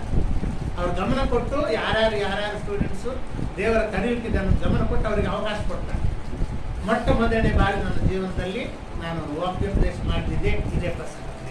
ಸರಿ, ಏನೇ ಇರಲಿ ಪ್ರೇರಣೆ, ಇದರಲ್ಲಿ ನಾವು ದಿನಗಳು ಕಳೆಯುತ್ತಾ ಹೋದಾಗ ಅನೇಕ ಸತ್ಯಗಳು ನಮಗೆ ಕಂಡು ಬರುತ್ತವೆ. ಆವಾಗ ನನಗೆ ಇಷ್ಟು ಸತ್ಯಗಳು ಗೊತ್ತಿರಲಿಲ್ಲ. ಇವಾಗ ಅನೇಕ ಆಧ್ಯಾತ್ಮಿಕವಾದಂತಹ ಸತ್ಯಗಳನ್ನ ದೇವರು ಅದರಲ್ಲಿ ತೋರಿಸ್ಕೊಡ್ತಾ ಇದ್ದಾರೆ. ಸರಿ ಪ್ರೇರೆ, ಈ 2ನೇ ಮಗ ಇಲ್ಲಿ 2 ಮಕ್ಕಳನ್ನು ತೋರಿಸ್ತಾ ಇದ್ದಾನೆ. ಒಬ್ಬ ಶ್ರೀಮಂತನಾದಂತ ಒಬ್ಬ ತಂದೆ ಇದ್ದಾನೆ. ಆ ತಂದೆಗೆ 2 ಮಕ್ಕಳಿದ್ದಾರೆ. ಒಬ್ಬ ಕಿರಿಯವನು, ಒಬ್ಬ ಹಿರಿಯವನು, 2 ಮಕ್ಕಳಿದ್ದಾರೆ. ಇವು ಶ್ರೀಮಂತ, ಮನೇಲಿ ಏನು ಕಡಿಮೆ ಇಲ್ಲ, ಆಸ್ತಿ ಪಾಸ್ತಿ ಹೆಚ್ಚಿದೆ, ಎಷ್ಟೋ ಮಂದಿ ಕೂಲಿ ಆಳುಗಳಿದ್ದಾರೆ. ಈಗ ಮನೆಯಲ್ಲಿ ಒಬ್ಬರಲ್ಲ ಇಬ್ಬರಲ್ಲ ಬಹಳಷ್ಟು ಮಂದಿ ಕೂಲಿ ಆಳುಗಳಿದ್ದಾರೆ ಅಂದ್ರೆ ಎಷ್ಟೋ ಆಸ್ತಿವಂತ ಅಂತ ಅರ್ಥ. ಮಿಡಿಲ್ ಕ್ಲಾಸ್ ಮಂದಿ ಆಗಲಿ ಬಡವರಾಗಲಿ ಕೂಲಿ ಆಳುಗಳನ್ನು ಇಟ್ಕೊಳ್ತಿರ್ತಾರೆ. ಶ್ರೀಮಂತರಾಗಿದ್ದವರೇ ಕೂಲಿ ಆಳುಗಳನ್ನು ಇಟ್ಕೊಳ್ಳೋದು. ಅದು ಒಬ್ಬರಿಬ್ಬರಲ್ಲ, ಬಹಳಷ್ಟು ಮಂದಿ ಕೂಲಿ ಆಳುಗಳಿದ್ದಾರೆ ಮನೆಯಲ್ಲಿ. ಆದ್ರಿಂದ ಶ್ರೀಮಂತರಾದಂತ ಒಬ್ಬ ಯಜಮಾನಿದ್ದಾನೆ, ಅವರಿಗೆ 2 ಮಕ್ಕಳು, ಗಂಡು ಮಕ್ಕಳಿದ್ದಾರೆ. ಅದನ್ನ ಈ ಅಧ್ಯಾಯದಲ್ಲಿ ನಾವು ಓದುತ್ತಾ ಇದ್ದೇವೆ. ಆದ್ರೆ ಇಲ್ಲಿ ಆಗಿದ್ದೇನಪ್ಪ ಅಂತ ಹೇಳಿದ್ರೆ, ಹಿರಿಯ ಮಗ ನನಗೆ ಆಸ್ತಿ ಹಂಚಿಕೊಡಂತ ಕೇಳ್ತಿದ್ದಾನೆ. ನನಗೆ ಎಷ್ಟು ಆಸ್ತಿ ಬರಬೇಕೋ ಅದನ್ನು ಹಂಚಿಕೊಡಂತ ಹೇಳಿ ಹಿರಿಯ ಮಗ ಕೇಳುತ್ತಿದ್ದಾನೆ. ನಾವು ಇದರಲ್ಲಿ ಗಮನಿಸಬೇಕಾದದ್ದೇನಪ್ಪ ಅಂತ ಹೇಳಿದ್ರೆ ಪ್ರೇರೆ, ಹಿರಿಯ ಮಗ ಅನ್ನುವಂಥವ್ರು ಆಧ್ಯಾತ್ಮಿಕವಾಗಿ ಬೆಳೆಯದೇ ಇದ್ದವರು ಅಂತ ನಾನು ಮೊದಲೇ ಹೇಳಿ. ಯಾರು ಆಧ್ಯಾತ್ಮಿಕ ಬೆಳೆಯಲಿಲ್ಲವೋ ಅವ್ರು ಕಿರಿಯವರು, ಅವ್ರು ಚಿಕ್ಕ ಮಕ್ಕಳ ತರ ನಡ್ಕೊಳ್ತಾರೆ. ಆಸ್ತಿ ನಾವು ಹಳೆ ಒಡಂಬಡಿಕೆ ಕಾಲದಲ್ಲಿ ನಾವು ನೋಡಿದಿರ್ತೇನೆ, ತಂದೆ ತೀರುವುದ ನಂತರ ಆಸ್ತಿ ಹಂಚ್ತಾರೆ. ತಂದೆ ಬದುಕಿರುವಾಗ ಆಸ್ತಿ ಹಂಚುವುದಿಲ್ಲ, ಅಥವಾ ಮುದುಕನಾದಾಗ ತಂದೆ ಅದನ್ನು ಈಗಿನ ದಿನಗಳಲ್ಲಿ ವಿಲ್ ಬರ್ತಾರೆ, ವಕೀಲನ ಕರೆದು ಆ ಇಂಥ ವಿಲ್ ಬರ್ತಾರೆ. ಈ ಮಗನಿಗಿಷ್ಟು, ಈ ಮಗನಿಗಿಷ್ಟು, ಈ ಮಗನಿಗಿಷ್ಟು, ಈ ಮಗಳಿಗಿಷ್ಟು ಅಂತ ಹೇಳಿ ವಿಲ್ ಬರೆದಿಟ್ಟು ಬಿಡ್ತಾರೆ. ಹಳೆ ಒಡಂಬಡಿಕೆ ಕಾಲದಲ್ಲಿ ಪ್ರಿಯರೇ, ಸಾಯು ತನಕ ಬಟವಾರ ಇಲ್ಲ, ಯಾರಿಗೂ ಆಸ್ತಿ ಹಂಚಿಕೊಡುವಂಗಿಲ್ಲ. ಇಲ್ಲಿ ನಾವು ನೋಡಿದಾಗ ಹಿರಿಯ ಮಗನು ನನಗೆ ಬರ್ತಕ್ಕ ಪಾಲು ಕೊಡು, ನನ್ನ ಆಸ್ತಿ ಕೊಡು ಅಂತ ಕೇಳಿದಾಗ ಆ ತಂದೆ ಎಷ್ಟೋ ನೊಂದುಕೊಂಡಿದ್ದ ಅಂತ ನನಗೆ ಅನಿಸ್ತಾ ಇದೆ. ಯಾಕಪ್ಪ ಅಂತ ಹೇಳಿದ್ರೆ ಅಲ್ಲಿ ನೊಂದುಕೊಂಡಿದ್ದಾನೆ ತಂದೆ. ಯಾರು ಹೇಳ್ಬೋದು ನೀವು ತಂದೆ ನೊಂದುಕೊಂಡಿದ್ದಾನಂತ ಯಾಕೆ ಹೇಳ್ಬೋದು? ನಾನು ಬದುಕಿರುವಾಗಲೇ ಆಸ್ತಿ ಕೇಳ್ತಾ ಇದ್ದಾರಲ್ಲ, ನಾನಿನ್ನು ಬದುಕಿದ್ದೇನೆ. ಹಿರಿಯ ಮಗ ಬಾಯಿ ತೆರಿತಾ ಇಲ್ಲ, ಹಿರಿಯ ಮಗ ನಾನು ಹೇಳಿದಾಗ ಕೇಳ್ತಾ ಇದ್ದಾನೆ. ಈ ಕಿರಿಯ ಮಗ ಬಂದು ಆಸ್ತಿ ಹಂಚಿಕೊಡಂತ ಹೇಳ್ತಿದ್ದಾನೆ ಅಂತ ಹೇಳಿ ತಂದೆ ನೊಂದುಕೊಂಡವ್ರಿಗೆ ಬರ್ತಾರೆ. ಅಷ್ಟು ಮಾತ್ರವಲ್ಲದೆ ಇವನು ತಂದೆಗೆ ಹೇಳ್ದೆ ಕೇಳ್ದೆ ಎಲ್ಲ ಮೂಟೆ ಕಟ್ಕೊಂಡು ಹೋಗ್ಬಿಟ್ಟಾನೆ. ತಂದೆಗೆ ಕನಿಷ್ಠ ಕೇಳಬಹುದಾಗ್ತ, ಅಪ್ಪ ನಾನು ಇಂಥ ಊರಿಗೆ ಹೋಗ್ತಾ ಇದ್ದೀನಿ, ವ್ಯಾಪಾರ ಮಾಡ್ಲಿಕ್ಕೆ ಹೋಗ್ತಾ ಇದ್ದೀನಿ, ನನಗೆ ಮನಸ್ಸಿದೆ ಹಂಚಿಕೊಡು ಅಂತೇಳಿ ಆ ರೀತಿ ಕೇಳಲಿಲ್ಲ. ಬರೇ ಆಸ್ತಿ ಹಂಚಿಕೊಡು ಅಂತ ಕೇಳ್ತಾ ಇದ್ದಾನೆ. ಮತ್ತು ಹಂಚಿಕೊಟ್ಟ ನಂತರ ಅವನು ಮೂಟೆ ಕಟ್ಕೊಂಡು ಹೋಗ್ಬಿಟ್ಟಿದ್ದಾನೆ. ಯಾರಿಗೂ ಮನೆಯಲ್ಲಿ ಹೇಳಿದಾಗ ಕಾಣಿಸ್ತಾ ಇಲ್ಲ, ಇಲ್ಲಿ ಬರೆದಿಲ್ಲ ಯಾರಿಗೂ ಹೇಳಿದಾಗ. ಇಲ್ಲಿ ನಾವು ಗಮನಿಸಬೇಕಾದದ್ದೇನಪ್ಪ ಅಂತ ಹೇಳಿದ್ರೆ, ತಂದೆಯ ಮನಸ್ಸನ್ನು ನೋಯಿಸಿ ಆಸ್ತಿ ಹಂಚಿಕೊಂಡು ದೂರ ದೇಶಕ್ಕೆ ಹೋಗಿದ್ದಾನೆ ಪ್ರೇರಣೆ. ಆದ್ರೆ ಇಲ್ಲಿ ನಾವು ಗಮನಿಸಬೇಕಾದದ್ದು ಇನ್ನೊಂದಿದೆ ಪ್ರೇರಣೆ. ನನ್ನ ಪಾಲನ್ನು ನಾನು ಕೊಡಂತ ಕಿರಿಯವರು ಕೇಳಿದ್ದಾನೆ. ಆದ್ರೆ ತಂದೆ ಏನ್ ಮಾಡಿದನಪ್ಪ ಅಂತ ಹೇಳಿದ್ರೆ ಇಬ್ಬರಿಗೆ ಹಂಚ್ಕೊಟ್ಟ. ಹೋದ್ರಿ ಆ ವಚನವನ್ನ, 12ನೇ ವಚನ ಹೋದ್ರಿ, 12ನೇ ವಚನ 15-12. ಅವರಲ್ಲಿ ಕಿರಿಯವನು ತಂದೆಗೆ, ಅಪ್ಪ, ಆಸ್ತಿಯಲ್ಲಿ ನನಗೆ ಬರತಕ್ಕ ಪಾಲನ್ನು ಕೊಡು ಎಂದು ಕೇಳಿಕೊಳ್ಳಲು ತಂದೆಯು ಬದುಕನ್ನು ಅವರಿಗೆ ಹಂಚಿಕೊಟ್ಟನು. ಬದುಕನ್ನು ಅವರಿಗೆ ಹಂಚಿಕೊಟ್ಟು, ಅವರಿಗೆ ಅಂತ ಬರ್ತಿದ್ರು ನೋಡಿ. ಅವರಿಗೆ ಅಂದ್ರೆ ಇಬ್ಬರಿಗೆ ಹಂಚಿಕೊಡ್ತಾನ್ರಿ. ಆದ್ರೆ ಹಿರಿಯ ಮಗನು ತಂದೆಯ ಜೊತೆಯಲ್ಲಿ ಇದ್ದ. ಹಂಚ್ಕೊಡ್ಲಿ, ನಾ ತಂದೆಯ ಜೊತೆಯಲ್ಲೇ ಇರ್ತೇನೆ. ಇವನು ಕೇಳಲಿಲ್ಲ, ಹಿರಿಯ ಮಗ ಕೇಳಲಿಲ್ಲ, ನನಗೆ ಆಸ್ತಿ ಹಂಚ್ಕೊಡ್ತ ಕೇಳಲಿಲ್ಲ. ಕೇಳಿದ್ದು ಕಿರಿಯ ಮಗ. ಆದ್ರೆ ತಂದೆ ಏನ್ ಮಾಡೋನು, ಒಬ್ಬರಿಗೆ ಕೊಟ್ಟು ಒಬ್ಬರಿಗೆ ಕೊಟ್ಟಿಲ್ಲ ಅಂದ್ರೆ ಮತ್ತು ಪಕ್ಷಪಾತ ಆಗ್ತದೆ ಅಂತ ಹೇಳಿ ಇಬ್ಬರಿಗೆ ಹಂಚ್ಕೊಟ್ಟ. ಆದ್ರೆ ಕಿರಿಯ ಮಗ ಮಾತ್ರ ತಂದೆಯ ಜೊತೆಯಲ್ಲೇ ಇದ್ದ. ಆಸ್ತಿ ಹಂಚ್ಕೊಡ್ಲಿ, ತಂದೆಯ ಜೊತೆಯಲ್ಲೇ ಇರ್ತಾರೆ ಅಂತ ಹೇಳಿ ತಂದೆಯ ಜೊತೆಯಲ್ಲೇ ತಾನು. ಕಿರಿಯ ಮಗ ಮಾತ್ರ ಎಲ್ಲ ಮೂಟೆ ಕಟ್ಕೊಂಡು ದೂರ ದೇಶಕ್ಕೆ ಹೋಗ್ಬಿಟ್ಟ. ಇದರಲ್ಲಿ ಪ್ರೇರೆ ನಾವು ತಿಳ್ಕೊಳ್ಬೇಕಾದದ್ದು, ಅರ್ಥ ಮಾಡ್ಕೊಳ್ಬೇಕಾದದ್ದು ಏನಪ್ಪ ಅಂತ ಹೇಳಿದ್ರೆ, ಅವನು ತಂದೆಯ ಜೊತೆಲಿ ಇಲ್ಲದೆ ತಂದೆಗೆ ಸಪರೇಟ್ ಆಗಿ ದೂರ ದೇಶಕ್ಕೆ ಹೋಗ್ಬಿಟ್ಟ. ಅಂದ್ರೆ ತಂದೆಗೆ ಅವನಿಗೆ ಸಂಪರ್ಕ ಇಲ್ಲ, ದೂರ ದೇಶಕ್ಕೆ ಹೋಗ್ಬಿಟ್ಟಿದ್ದಾನೆ. ಆಸ್ತಿ ಎಲ್ಲ ಸಂಪೂರ್ಣವಾಗಿ ತನ್ನ ಇಷ್ಟ ಬಂದ ಹಾಗೆ ಖರ್ಚು ಮಾಡ್ಕೊಂಡಿದ್ದಾನೆ. ಇಲ್ಲಿ ನಾವು ತಿಳ್ಕೊಳ್ಬೇಕಾದದ್ದು ಏನಪ್ಪ ಅಂತ ಹೇಳಿದ್ರೆ, ತಂದೆಯನ್ನು ಕೇಳಲಿಲ್ಲ, ನಾನು ಇಂಥ ಊರಿಗೆ ಹೋಗ್ತಾ ಇದ್ದೀನಿ, ಇಂಥ ವ್ಯಾಪಾರಕ್ಕೆ ಹೋಗ್ತಾ ಇದ್ದೀನಿ, ಈ ರೀತಿ ನನ್ನ ಉದ್ದೇಶ ಇದೆ, ಪ್ಲಾನ್ ಇದೆ, ಇದೇನು ಹೇಳಿಲ್ಲ. ಅವನು ಸೀದಾ ಹೋಗ್ಬಿಟ್ಟ. ಹಗಲಿಗೆ ಹೋಗಿದ್ದ ಅಂದ್ರೆ ರಾತ್ರಿ ಅದೂ ಇಲ್ಲ. ಈಗ ತಂದೆ ಕಾದು ನೋಡ್ತಾ ಇರುತ್ತೆ, ಯಾವ ನನ್ನ ಮಗ ಬರ್ತಾನ ಅಂತೇಳಿ. ಅಂದ್ರೆ ತಂದೆ ಗೊತ್ತಿಲ್ಲ, ಅವನು ಎಲ್ಲಿ ಹೋದದ್ದು ಗೊತ್ತಿಲ್ಲ, ಯಾವಾಗ ಹೋದದ್ದು ಗೊತ್ತಿಲ್ಲ. ಅದಕ್ಕಾಗಿ ತಂದೆ ಕಾದು ನೋಡ್ತಾ ಇದ್ದಾನೆ. ಪ್ರೇರೆ ಇದರಲ್ಲಿ ನಾವು ಕಲಿಬೇಕಾದದ್ದು ಏನಪ್ಪ ಅಂತ ಹೇಳಿದ್ರೆ, ಕಿರಿಯ ಮಗ ಆಧ್ಯಾತ್ಮಿಕವಾಗಿ ಬೆಳೆದೇ ಇದ್ದವರು ಅಂತ ನಾವು ಹೇಳಿದ್ದೇವೆ. ಈ ಆಧ್ಯಾತ್ಮಿಕವಾಗಿ ಬೆಳೆದೇ ಇದ್ದವರು ಪಾಪದಲ್ಲಿ ಬೀಳುತ್ತಾರೆ ಅಂತ ಕೂಡ ನಾವು ಹೇಳ್ತೇವೆ. ಇಲ್ಲಿ ಒಬ್ಬ ವ್ಯಕ್ತಿ ಯೇಸು ಸ್ವಾಮಿ ನಂಬಿ ದೇವರ ಮಾರ್ಗದಲ್ಲಿದ್ದಂತ ಒಬ್ಬ ವ್ಯಕ್ತಿ ಪಾಪದಲ್ಲಿ ಬೀಳುವಾಗ ಎಂತ ಲಕ್ಷಣಗಳು ಕಾಣಬರ್ತವೆ, ಈ ಲೋಕದಲ್ಲಿ ಬಿದ್ದು ಹೋಗುವಾಗ ಎಂತ ಲಕ್ಷಣಗಳು ಅವರಲ್ಲಿ ಕಂಡು ಬರ್ತವೆ ಅನ್ನುವಂಥದ್ದನ್ನ ಇಲ್ಲಿ ನಾವು ನೋಡ್ತಾ ಇದ್ದೇವೆ. ಮೊದಲು ದೇವರು ಕೂಡ ಮಾತಾಡೋದು ಬಂದ್ ಮಾಡಿರ್ತಾರೆ. ಈಗ ಸಂಪರ್ಕ ಇಲ್ಲ ತಂದೆಗೆ, ದೂರ ದೇಶಕ್ಕೆ ಹೋಗ್ಬಿಡ್ತಾರೆ. ದೂರ ದೇಶ ಅಂದ್ರೆ ಏನು? ತಂದೆಗೆ ಮಗನಿಗೆ ಸಂಪರ್ಕ ಇಲ್ಲ ಅಂತ ಅರ್ಥ. ದೂರ ದೇಶ ಅಂದ್ರೆ ತಂದೆಗೆ ಮಗ ಸಂಪರ್ಕ ಇಲ್ಲ ಅಂತ ಅರ್ಥ. ಏನಪ್ಪ ಅಂತ ಹೇಳಿದ್ರೆ, ಪ್ರಾರ್ಥನೆ ಮಾಡುವುದನ್ನು ನಿಲ್ಲಿಸಿಬಿಟ್ಟಿದ್ದಾನೆ, ದೇವಾಲಯಕ್ಕೆ ಹೋಗುವುದನ್ನು ನಿಲ್ಲಿಸಿಬಿಟ್ಟಿದ್ದಾನೆ, ಬೈಬಲ್ ಓದುವುದನ್ನು ನಿಲ್ಲಿಸಿಬಿಟ್ಟಿದ್ದಾನೆ, ವಿಶ್ವಾಸಗಳ ಸಹವಾಸ ನಿಲ್ಲಿಸಿಬಿಟ್ಟಿದ್ದಾನೆ. ಇದು ದೂರ ದೇಶ ಅಲ್ಲ. ನಾವು ದಾಂಡೇಲಿಯಲ್ಲಿ ಇರ್ತೇವೆ, ನಾವು ದೇವರನ್ನು ನೆನೆಸ್ತಾ ಇಲ್ಲ, ಬೈಬಲ್ ಓದ್ತಾ ಇಲ್ಲ, ಚರ್ಚ್ಗೆ ಹೋಗ್ತಾ ಇಲ್ಲ, ರೊಟ್ಟಿ ದ್ರಾಕ್ಷಿ ತಗೊಳ್ತಾ ಇಲ್ಲ, ವಿಶ್ವಾಸಿಗಳ ಸಹವಾಸವಿಲ್ಲ, ಎಲ್ಲ ಬಿಟ್ಟು ಅಂದ್ರೆ ಅರ್ಥ ಏನು? ನಾವು ದೂರ ದೇಶಕ್ಕೆ ಹೋಗಿದ್ದೇವೆ ಅಂತ ಅರ್ಥ. ತಂದೆಗೆ ಸಂಪರ್ಕ ಇಲ್ಲ. ಇದು ಕಿರಿಯ ಮಕ್ಕಳ ಲಕ್ಷಣ ಪ್ರೇರಣೆ. ಈ ಭೂಲೋಕದಲ್ಲಿ ಆಧ್ಯಾತ್ಮಿಕವಾಗಿ ಬೆಳೆದೇ ಇದ್ದವರು ಈ ರೀತಿ ಮಾಡ್ತಾರೆ. ಅವಾಗ ತಿಳ್ಕೊಳ್ಬೇಕು ನಾವು, ಇವರು ಆಧ್ಯಾತ್ಮಿಕ ಬೆಳೆಯಿಲ್ಲ, ಇವ್ರು ಬೆಳೀಲಿಲ್ಲ, ಇವ್ರು 6 ತಿಂಗಳಿಗೊಮ್ಮೆ ಬರ್ತಾ ಇದ್ದಾರೆ, ಇವ್ರು ಆಧ್ಯಾತ್ಮಿಕವಾಗಿ ಬೆಳೀಲಿಲ್ಲ, ಇವರು ಚರ್ಚಿಗೆ ವಾರ ಬರ್ತಾ ಇದ್ರೆ ನಾವು ಬರ್ತಿಲ್ಲ, ಕನಿಷ್ಠ ಹೌದಪ್ಪ ನಮ್ಗೆ ಪ್ರಾರ್ಥನೆ ಮಾಡ್ಕೊಳ್ಳಿಕ್ಕೆ ಆಗುದಿಲ್ಲ ಅಂತೇಳಿ ಹೇಳ್ಬೋದು. ಮನಸ್ಸಿನಲ್ಲಾದ್ರೂ ಮಾಡ್ಕೊಳ್ಬೋದು, ಮನಸ್ಸಿನಲ್ಲಿ ಕೂಡ ಮಾಡ್ಕೊಳ್ಬೋದು. ಚಿಕ್ಕ ಮಕ್ಕಳಿಗೆ ಹಾಲು ಕುಡಿದಕ್ಕೆ ಕಲಿಸಬೇಕಾಗಿರುತ್ತೆ. ಹುಟ್ಟಿದಂತ ಮಗುಗೆ ಹಾಲು ಕುಡಿಲಿಕ್ಕೆ ನಾವು ಕಲಿಸಬೇಕಾಗಿಲ್ಲ, ಆಟೋಮೆಟಿಕ್ ಅದು ಕುಡಿದು ಬಿಡ್ತದೆ, ನಾವು ಕಲಿಸುವಂತ ಅವಶ್ಯಕತೆ ಇಲ್ಲ. ಅದೇ ರೀತಿಯಾಗಿ ಯಾರಿಗೆ ಪಾಪ ಪರಿಹಾರವಾಗಿರುತ್ತದೋ ಖಂಡಿತವಾಗಿ ಮನಸ್ಸಿನಲ್ಲಾದ್ರೂ ದೇವರನ್ನು ನೆನೆಸ್ತಾರೆ, ಮನಸ್ಸಿನಲ್ಲಾದ್ರೂ ದೇವರನ್ನು ಖಂಡಿತವಾಗಿ ನೆನೆಸ್ತಾರೆ. ಅದೇ ದೇವರ ಸಂಪರ್ಕ. ದೇವರನ್ನು ನೆನೆಸುವುದೇ ದೇವರ ಸಂಪರ್ಕ. ಈಗ ದೇವರ ಸಂಪರ್ಕ ಇಲ್ಲ, ದೇವರಿಗೆ ದೂರವಾಗಿ ಹೋಗಿದ್ದಾರೆ, ದೂರ ದೇಶಕ್ಕೆ ಹೋಗಿದ್ದಾರೆ ಅಂತ ಅರ್ಥ ಏನಪ್ಪ ಅಂತ ಹೇಳಿದ್ರೆ, ಅವ್ನು ಚರ್ಚಿಗೂ ಬರ್ತಾ ಇಲ್ಲ, ಪ್ರಾರ್ಥನೆ ಮಾಡ್ಕೊಳ್ತಾ ಇಲ್ಲ, ವಾಕ್ಯವನ್ನು ಕೇಳಿಸ್ಕೊಳ್ತಾ ಇಲ್ಲ, ರೊಟ್ಟಿ ದ್ರಾಕ್ಷಿ ಹರಿಸ್ಕೊಳ್ಳಿ. ಅದು ದೂರ ದೇಶಕ್ಕೆ ಹೋಗುವುದಲ್ಲದೆ. ಯಾವಾಗ ದೇವರಿಗೆ ದೂರ ಆಗ್ತಾರೋ ಅವನು ಸೈತಾನಿಗೆ ಹತ್ತಿರವಾಗಿ ಹೋಗ್ತಾ ಇದ್ದಾನೆ ಅಂತ ಅರ್ಥ. ದೇವರಿಗೆ ದೂರವಾಗಿದ್ದವನು ಸೈತಾನಿಗೆ ಹತ್ತಿರವಾಗ್ತಾನೆ. ದೇವರ ಸಂಪರ್ಕವಿಲ್ಲದವನು ಸೈತಾನಿಗೆ ಸಂಪರ್ಕ ಆಗ್ತಾನೆ. ಸೈತಾನು ಕಾದುಕೊಂಡಿರ್ತಾನೆ, ಯಾವಾಗ ಇವನನ್ನು ಹಿಡಿಬೇಕು. ಯಾರ್ಯಾರು ಚರ್ಚ್ಗೆ ಹೋಗ್ತಾ ಇಲ್ಲ, ಯಾರ್ಯಾರು ಪ್ರಾರ್ಥನೆ ಮಾಡ್ತಾ ಇಲ್ಲ, ಯಾರ್ಯಾರು ರೊಟ್ಟಿ ದ್ರಾಕ್ಷಿ ತಗೊಳ್ತಾ ಇಲ್ಲ, ಯಾರ್ಯಾರು ಈ ದೇವರ ಸಂಪರ್ಕದಲ್ಲಿ ಅನ್ನೋದನ್ನ ಅವನು ಗಮನಿಸ್ತಾ ಇರ್ತಾನೆ. ಸೈತಾನ ಗಮನಿಸ್ತಾ ಯಾವಾಗ ಇವ್ರು ಚರ್ಚ್ಗೆ ಹೋಗ್ತಾ ಇಲ್ಲ, ಪ್ರಾರ್ಥನೆ ಮಾಡ್ತಾ ಇಲ್ಲ, ವಾಕ್ಯ ಕೇಳಿಸ್ಕೊಳ್ತಾ ಇಲ್ಲ ಅಂತೇಳಿ ಅವ್ರಿಗೆ ಗೊತ್ತಾಗ್ತದೋ ಹೋಗಿ ಬಲೆ ಹಾಕ್ಬಿಡ್ತಾರೆ. ಸೈತಾನ ತನ್ನ ಬಳಿಯಲ್ಲಿ ಹಾಕೋಬಿಟ್ಟ. ಇದು ಆಧ್ಯಾತ್ಮಿಕವಾಗಿ ಬೆಳೆದಿದ್ದವರು ಎಷ್ಟೋ ಬಾರಿ ಜೀವನದಲ್ಲಿ ಬೀಳ್ತಾರೆ. ಬೀಳುವುದಂದ್ರೆ ಏನ್ರಿ? ಸೈತಾನ ಬಳಿಯಲ್ಲಿ ಸಿಕ್ಕೊಂಡಾನಂತ ಅರ್ಥ. ಒಬ್ಬ ವ್ಯಕ್ತಿ ಪಾಪದಲ್ಲಿ ಬಿದ್ದಾನಂದ್ರೆ ಸೈತಾನ ಬಳಿಯಲ್ಲಿ ಸಿಕ್ಕಾಕೊಂಡಿದ್ದಾನೆ ಅಂತ ಅರ್ಥ. ಗ್ರೇಸಲ್ ಪ್ರೇರೆ ಕಿರಿಯ ಮಗನು ಆಸ್ತಿಯನ್ನೆಲ್ಲ ಹಂಚಿಕೊಂಡಿದ್ದಾನೆ, ದೂರ ದೇಶಕ್ಕೆ ಹೋಗಿದ್ದಾನೆ. ವಾಸ್ತವವಾಗಿ ಒಬ್ಬ ವ್ಯಕ್ತಿ ಪಾಪ ಪರಿಹಾರವನ್ನು ಹೊಂದಿಕೊಂಡು ಯೇಸು ಸ್ವಾಮಿ ನಂಬಿದ ನಂತರ ಚರ್ಚ್ಗೆ ಬರ್ತಾ ಹೋಗ್ತಾ ಇದ್ರೆ ಅವನಿಗೆ ಪವಿತ್ರಾತ್ಮ ಅಭಿಷೇಕ ಸಿಕ್ಕೇ ಸಿಗ್ತದೆ. ನಾವು ಕೇಳದಿದ್ರು ಕೂಡ ಪವಿತ್ರಾತ್ಮ ಅಭಿಷೇಕ ಸಿಕ್ಕೇ ಸಿಗ್ತದೆ. ಇಲ್ಲಿ ಆಸ್ತಿ ಬಟವಾರ ಮಾಡ್ಬೇಕಂತ ಹೇಳಿ ಕಿರಿಯವನಿಗೆ ಕೇಳಿದ್ದಾನೆ, ಹಿರಿಯವರು ಕೇಳಲಿಲ್ಲ. ಆದ್ರೆ ಬಟವಾರ ಇಬ್ಬರಿಗೆ ಸಿಕ್ಕಿದೆ. ಹಿರಿಯವನಿಗೆ ಕೊಟ್ಟಿದ್ದಾನೆ, ಕಿರಿಯವನಿಗೆ ಕೊಟ್ಟಿದ್ದಾನೆ. ಇದರ ಅರ್ಥ ಏನಪ್ಪ ಅಂತ ಹೇಳಿದ್ರೆ, ಆಸ್ತಿ ಅಂದ್ರೆ ಪವಿತ್ರಾತ್ಮ ಅಭಿಷೇಕ. ಅದು ಆಸ್ತಿ, ದೇವರ ಆಸ್ತಿ. ಈ ಪವಿತ್ರಾತ್ಮ ಅಭಿಷೇಕ ಯೇಸು ಸ್ವಾಮಿ ನಂಬಿದ್ದಂತ ಪ್ರತಿಯೊಬ್ಬರಿಗೆ ಸಿಗ್ತದೆ. ಆದ್ರೆ ದೇವರ ಸಂಪರ್ಕದಲ್ಲಿರಬೇಕು, ದೀಕ್ಷಾಸ್ಥಾನ ಹೊಂದಿರಬೇಕು, ಪಾಪ ಪರಿಹಾರ ಆಗಿರಬೇಕು. ಚರ್ಚ್ಗೆ ಬರ್ತಾ ಹೋಗ್ತಿದ್ರೆ ದೇವರ ಸಂಪರ್ಕದಲ್ಲಿದ್ದಾರೆ ಅಂತ ಅರ್ಥ. ಅವ್ರು ಕೇಳದಿದ್ರು ಪವಿತ್ರಾತ್ಮ ಅಭಿಷೇಕ ಅವ್ರಿಗೆ ಸಿಗ್ತದೆ. ಈ ಅಭಿಷೇಕ ಸಿಕ್ಕ ನಂತರ ಸ್ವಂತ ತೀರ್ಮಾನಗಳನ್ನು ತೆಗೆದುಕೊಳ್ಳಿಕ್ಕೆ ಶುರು ಮಾಡಿದಾಗ ಅವನು ದಾರಿ ತಪ್ತಾ ಇದ್ದಾನೆ ಅಂತ ಅರ್ಥ. ಸ್ವಂತ ತೀರ್ಮಾನ. ಇವನು ಕಿರಿಯ ಮಗನು ದೂರದೇಶಕ್ಕೆ ಹೋಗ್ತಾ ಇರೋದು ಸ್ವಂತ ತೀರ್ಮಾನ. ತಂದೆಯನ್ನು ಕೇಳಲಿಲ್ಲ, ನಾನು ದೂರದೇಶಕ್ಕೆ ಹೋಗ್ತೀನಪ್ಪ, ನಾನು ವ್ಯಾಪಾರ ಮಾಡ್ತೀನಪ್ಪ, ನನಗೆ ಆಸ್ತಿ ಕೊಡು, ಆ ರೀತಿ ಕೇಳಲಿಲ್ಲ. ನನಗೆ ಬರಬೇಕಾದ ಆಸ್ತಿ ಕೊಡ ಅಷ್ಟೇ ಅವನು ಕೇಳಿದ.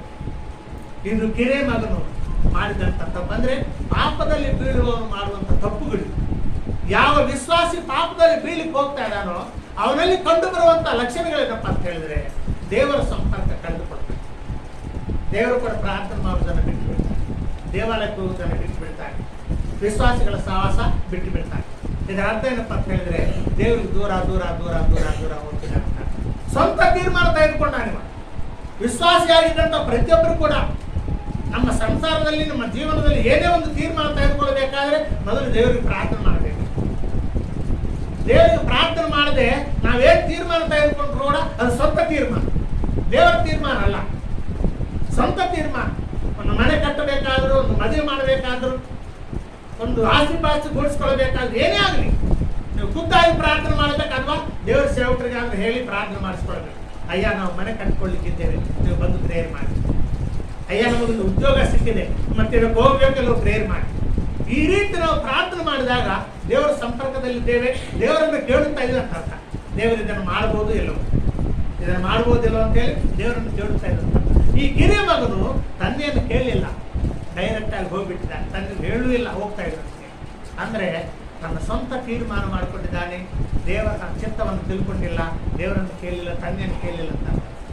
ಸರಿ, ತಂದೆ ಆಸ್ತಿ ಹೆಚ್ಚಿಕೊಂಡಾಗ ತಂದೆ ಮನಸ್ಸು ನೋವಾಗಿದೆ. ಏನೇನಾಗಿ ತಂದೆಗೆ ಹೇಳದೆ ಕೇಳದೆ ಹೋಗ್ಬಿಟ್ಟ. ಇದು ಏನೇನು ತಂದೆಗೆ ಏನೇನು. ಪಾಪದಲ್ಲಿ ಬೀಳುವವರಿಗೆ ಇಂಥ ಗುಣಲಕ್ಷಣ ಬರ್ತಾರೆ. ಮೊದಲು ದೇವರ ತೀರ್ಮಾನವಿಲ್ಲದೆ ಸ್ವಂತ ತೀರ್ಮಾನ ತೆಗೆದುಕೊಳ್ತಾನೆ. ಏನೇದಾಗಿ ದೇವರ ಸಂಪರ್ಕ ಕಳೆದುಕೊಳ್ತಾನೆ. ಸರಿ, ದೂರ ದೇಶಕ್ಕೆ ಹೋಗಿದ್ದಾನೆ. ದೂರ ದೇಶಕ್ಕೆ ಹೋಗುವುದಂದ್ರೆ ಅರ್ಥ ಏನು ಪ್ರೇರೆ? ಸೈತಾನನ ಮಾರ್ಗದಲ್ಲಿ ಹೋಗಿದ್ದಾನೆ ಅಂತ. ದೂರ ದೇಶಕ್ಕೆ ಹೋಗಿದ್ದಾನಂದ್ರೆ ಸೈತಾನದ ಹಾದಿಯಲ್ಲಿ ಹೋಗಿಬಿಟ್ಟಿದ್ದಾನೆ ಅಂತ. ದೇವರ ಹಾದಿ ಬಿಟ್ಟು ಬಿಟ್ಟ, ಸೈತಾನ ದಾರಿಯಲ್ಲಿ ಹೋಗ್ಬಿಟ್ಟಾನೆ. ಸೈತಾನ ಹಾದಿದ್ರೆ ಪಾಪದ ಹಾದಿ. ಪಾಪ ಮಾಡುದು, ಮೋಸ ಮಾಡುದು, ಅನ್ಯಾಯ ಮಾಡುದು, ಇದೇ ದೇವರಿಗೆ ದೂರವಾಗಿ ಹೋಗುದಂದ್ರೆ. ಯಾವ ವ್ಯಕ್ತಿ, ಯಾವ ವಿಶ್ವಾಸಿ ಪಾಪ ಮಾಡಿ ಶುರು ಮಾಡ್ತಾನೆ, ಡೈರೆಕ್ಟ್ ಆಗಿ ಒಂದೇ ದಿನದಲ್ಲಿ ಆಗುದಿಲ್ಲ. ಮೊದಲ ಆಲೋಚನೆಗಳಲ್ಲಿ, ಉದ್ದೇಶಗಳಲ್ಲಿ ಸೈತಾನ ಆ ರೀತಿ ಪಾಪ ಮಾಡಿ ಪ್ರೇರಣೆಗೊಳಿಸ್ತಾನೆ. 1 ವಾರ, 2 ವಾರ, 3 ವಾರ, 4 ವಾರ ಈ ರೀತಿ ಪ್ರೇರಣೆಗೊಳಿಸಿ ಆಮೇಲೆ ಪಾಪ ಮಾಡಿಸ್ತಾನೆ. ಪಾಪದಲ್ಲಿ ಬೀಳುವವರಿಗೆ ಇಂಥ ಗುಣಲಕ್ಷಣ ಕಂಡು ಬರ್ತಾರೆ. ಸರಿ ಪ್ರೇರಿ, ಇವರು ದೂರ ದೇಶಕ್ಕೆ ಹೋಗಿದ್ದಾನೆ, ಆಸ್ತಿ ಎಲ್ಲ ಹಾಳು ಮಾಡ್ತಾರೆ. ಪಾಪದಿಂದಲೇ ಹಾಳು ಮಾಡ್ತಾರೆ. ಪಾಪ ಕಾರ್ಯಕ್ಕೆ ಆಸ್ತಿ ಎಲ್ಲ ಹಾಳು ಮಾಡ್ತಾರೆ. ಇದರ ಅರ್ಥ ಏನಪ್ಪಾ ಅಂತ ಹೇಳಿದ್ರೆ, ಆಸ್ತಿ ಅಂದ್ರೆ ಪವಿತ್ರಾತ್ಮ ಅಭಿಷೇಕ ಅಂತ ಈಗಲೇ ನಾವು ಹೇಳ್ತೇವೆ. ಆಸ್ತಿ ಅಂದ್ರೆ ಪವಿತ್ರಾತ್ಮ ಅಭಿಷೇಕ. ಈ ಪವಿತ್ರಾತ್ಮ ಅಭಿಷೇಕ ಯಾವ ಖರ್ಚಾಗ್ತದೆ? ಒಂದು ಪಾಪಕ್ಕೆ ಕೈ ಹಾಕಿದಾಗ ಸ್ವಲ್ಪ ಖರ್ಚಾಗ್ತದೆ. 2ನೇ ಪಾಪಕ್ಕೆ ಕೈ ಹಾಕಿದಾಗ ಇನ್ನೂ ಸ್ವಲ್ಪ ಖರ್ಚಾಗ್ತದೆ. 3ನೇ ಪಾಪಕ್ಕೆ ಕೈ ಹಾಕಿದಾಗ ಇನ್ನೂ ಸ್ವಲ್ಪ ಖರ್ಚಾಗ್ತದೆ. ಪವಿತ್ರಾತ್ಮ ಅಭಿಷೇಕ ಒಂದೇ ದಿನದಲ್ಲಿ ಖಾಲಿ ಆಗುದಿಲ್ಲ. ಒಂದು ವ್ಯಕ್ತಿ ಪಾಪ ಮಾಡಿದ್ರು ಕೂಡ ಸ್ವಲ್ಪ ಹೋಗ್ತದೆ. ಯಾವ ರೀತಿ ನಾವು ಒಂದು ಬಾಟಲಲ್ಲಿ ನೀರು ತುಂಬಿದಾಗ ಸ್ವಲ್ಪ ಕೆಳಗಡೆ ಒಂದು ಚಿಕ್ಕ ರಂಧ್ರ ಇದ್ರೆ ಒಂದೊಂದು ಹನಿ ಹೋಗ್ತಾ ಇರ್ತದೆ. ಒಂದೇ ಸಮಯ ಪೂರ್ತಿ ಖಾಲಿ ಆಗುದಿಲ್ಲ. ಒಂದು ದಿನ 24 ತಾಸು, ಒಂದು 48 ತಾಸು ಆದ ನಂತರ ಬಾಟಿ ಕಾಲ ಆಗ್ತದೆ, ಸಣ್ಣದು ರಂಧ್ರ ಇದೆ. ಅದೇ ರೀತಿಯಾಗಿ ಬೇರೆ ನಾವು ಯೇಸು ಸ್ವಾಮಿ ನಂಬಿದ ನಂತರ ಪಾಪ ಪರಿಹಾರವನ್ನು ಹೊಂದಿಕೊಂಡು ದೀಕ್ಷಾಸ್ಥಾನವನ್ನು ಹೊಂದಿಕೊಂಡು ಚರ್ಚ್ಗೆ ಬರ್ತಾ ಹೋಗ್ತಾ ಇರುವಾಗ ದೇವರ ಸಂಪರ್ಕದಲ್ಲಿದ್ದೇವೆ, ದೇವರೊಂದಿಗಿದ್ದೇವೆ ಅಂತ ಅರ್ಥ. ಅಂಥವ್ರಿಗೆ ಆಸ್ತಿ ಸಿಗ್ತದೆ, ಪವಿತ್ರಾತ್ಮ ಅಭಿಷೇಕ ಸಿಕ್ಕೇ ಸಿಗ್ತದೆ. ಆದರೆ ಯಾವಾಗ ಸ್ವಂತ ತೀರ್ಮಾನಗಳನ್ನು ತೆಗೆದುಕೊಂಡು ದೇವರ ಸಂಪರ್ಕವನ್ನು ಕಟ್ಟು ಮಾಡಿಕೊಂಡು ದೂರಕ್ಕೆ ಹೋಗ್ಬಿಟ್ರೆ, ಪಾಪದಲ್ಲಿ ಹೋಗ್ಬಿಡ್ತಾ ಇದ್ರೆ ಪವಿತ್ರಾತ್ಮನ ಅಭಿಷೇಕ ಖರ್ಚಾಗ್ತಾ 1 ದಿನ 2 ದಿನ 3 ದಿನ 4 ದಿನ 1 ತಿಂಗಳು 2 ತಿಂಗಳಲ್ಲಿ ಸಂಪೂರ್ಣ ಖಾಲಿ ಆಗ್ತದೆ. ಪವಿತ್ರಾತ್ಮ ಅಭಿಷೇಕ ಖಾಲಿ ಆಗ್ತದೆ. ಒಂದು ರಹಸ್ಯ ಹೇಳುತ್ತಾ ಇದ್ದೇನೆ, ಯಾವಾಗ ದೇವರನ್ನು ನಂಬಿದಂಥ ವಿಶ್ವಾಸ ದೇವರ ಸಂಪರ್ಕವನ್ನು ಬಿಟ್ಟು ಪಾಪದಲ್ಲಿ ಹೋಗುತ್ತಾನೋ ಅದು ಪವಿತ್ರಾತ್ಮ ಅಭಿಷೇಕ ಖಾಲಿ ಆಗಿದಾಗ ಗುರುತೇನಪ್ಪ ಅಂತ ಹೇಳಿದ್ರೆ ನಮಗೆ ಕಷ್ಟಗಳು ಶುರು ಆಗ್ತವೆ.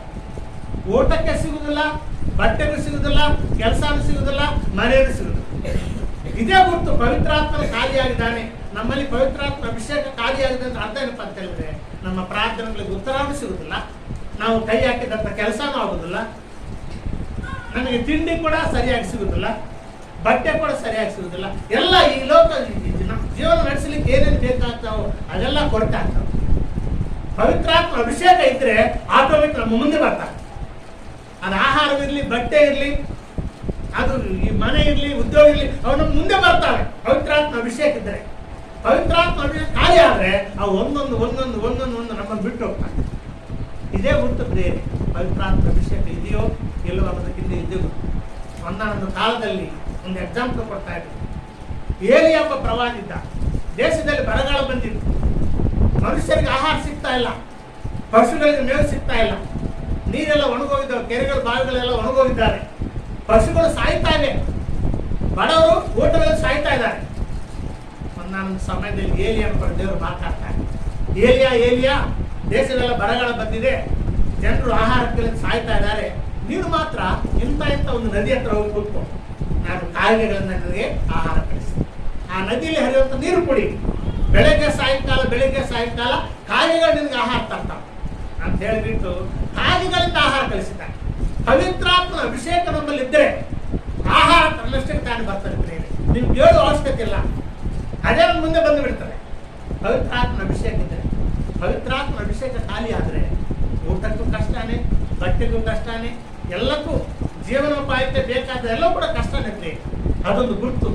ಅದಕ್ಕಾಗಿ ದೇವರ ಮಾರ್ಗದಲ್ಲಿದ್ದರೆ ಏನು ಕಡಿಮೆ. ಸರಿ, ಇವನಿಗೆ ಪವಿತ್ರ ಅದು ಆಸ್ತಿ ಖಾಲಿ ಆಯಿತು, ಹಿರಿಯ ಮಗನ ಆಸ್ತಿ ಖಾಲಿ ಆಯಿತು, ಪಾಪದ ಕಾಲಕ್ಕೆ ಎಲ್ಲ ಖರ್ಚು ಮಾಡಿಬಿಟ್ಟ. ಖಾಲಿ ಆದ ನಂತರ ಈಗ ಹಸಿವು ಆಗ್ತಾ ಇದೆ. ಈ ಸ್ನೇಹಿತರೆಲ್ಲ ಹೋಗ್ಬಿಟ್ಟಿದ್ದಾರೆ. ಹಣ ಇದ್ದಾಗ ಸ್ನೇಹಿತರಿದ್ರು, ಗೆಳೆಯರಿದ್ರು, ಹಣ ಖಾಲಿ ಆಯ್ತು, ಗೆಳೆಯರು ಹೋಗ್ಬಿಟ್ಟಿದ್ದಾರೆ. ಈಗ ಊಟಕ್ಕಿಲ್ಲ, ಕೆಲಸಕ್ಕೆ ಹುಡುಕೊಡ್ತದೆ. ಎಂತ ಕೆಲಸ ಸಿಕ್ಕಿದಂದ್ರೆ ಹಂದಿಗಳನ್ನ ಕಾಯುವಂತ ಕೆಲಸ. ಹಂದಿಗಳು ಯಾರು ಗೊತ್ತಾ ಪ್ರೇರೆ? ಸೈತಾನನು ವಾಸ ಮಾಡುವಂತ ಪ್ರಾಣಿಗಳು ಹಂದಿಗಳು. ಸೈತಾನು ಅವರಲ್ಲಿ ವಾಸ ಮಾಡ್ತಾ ಹಂದಿಗಳಲ್ಲಿ. ಅಂತ ಕೆಲಸ ಸಿಕ್ಕಿದೆ ನೋಡ್ರಿ. ದೇವರಿಗೆ ದೂರ ಆದ್ರೆ ನಮ್ಗೆ ಸಿಗುವಂತ ಕೆಲಸ ಅನ್ಯಾಯಗಳ ಕೆಲಸ, ಮೋಸದ ಕೆಲಸ ಸಿಗ್ತಾವೆ. ನ್ಯಾಯವಾದಂತ ಕೆಲಸ ಸಿಗುದಿಲ್ಲ.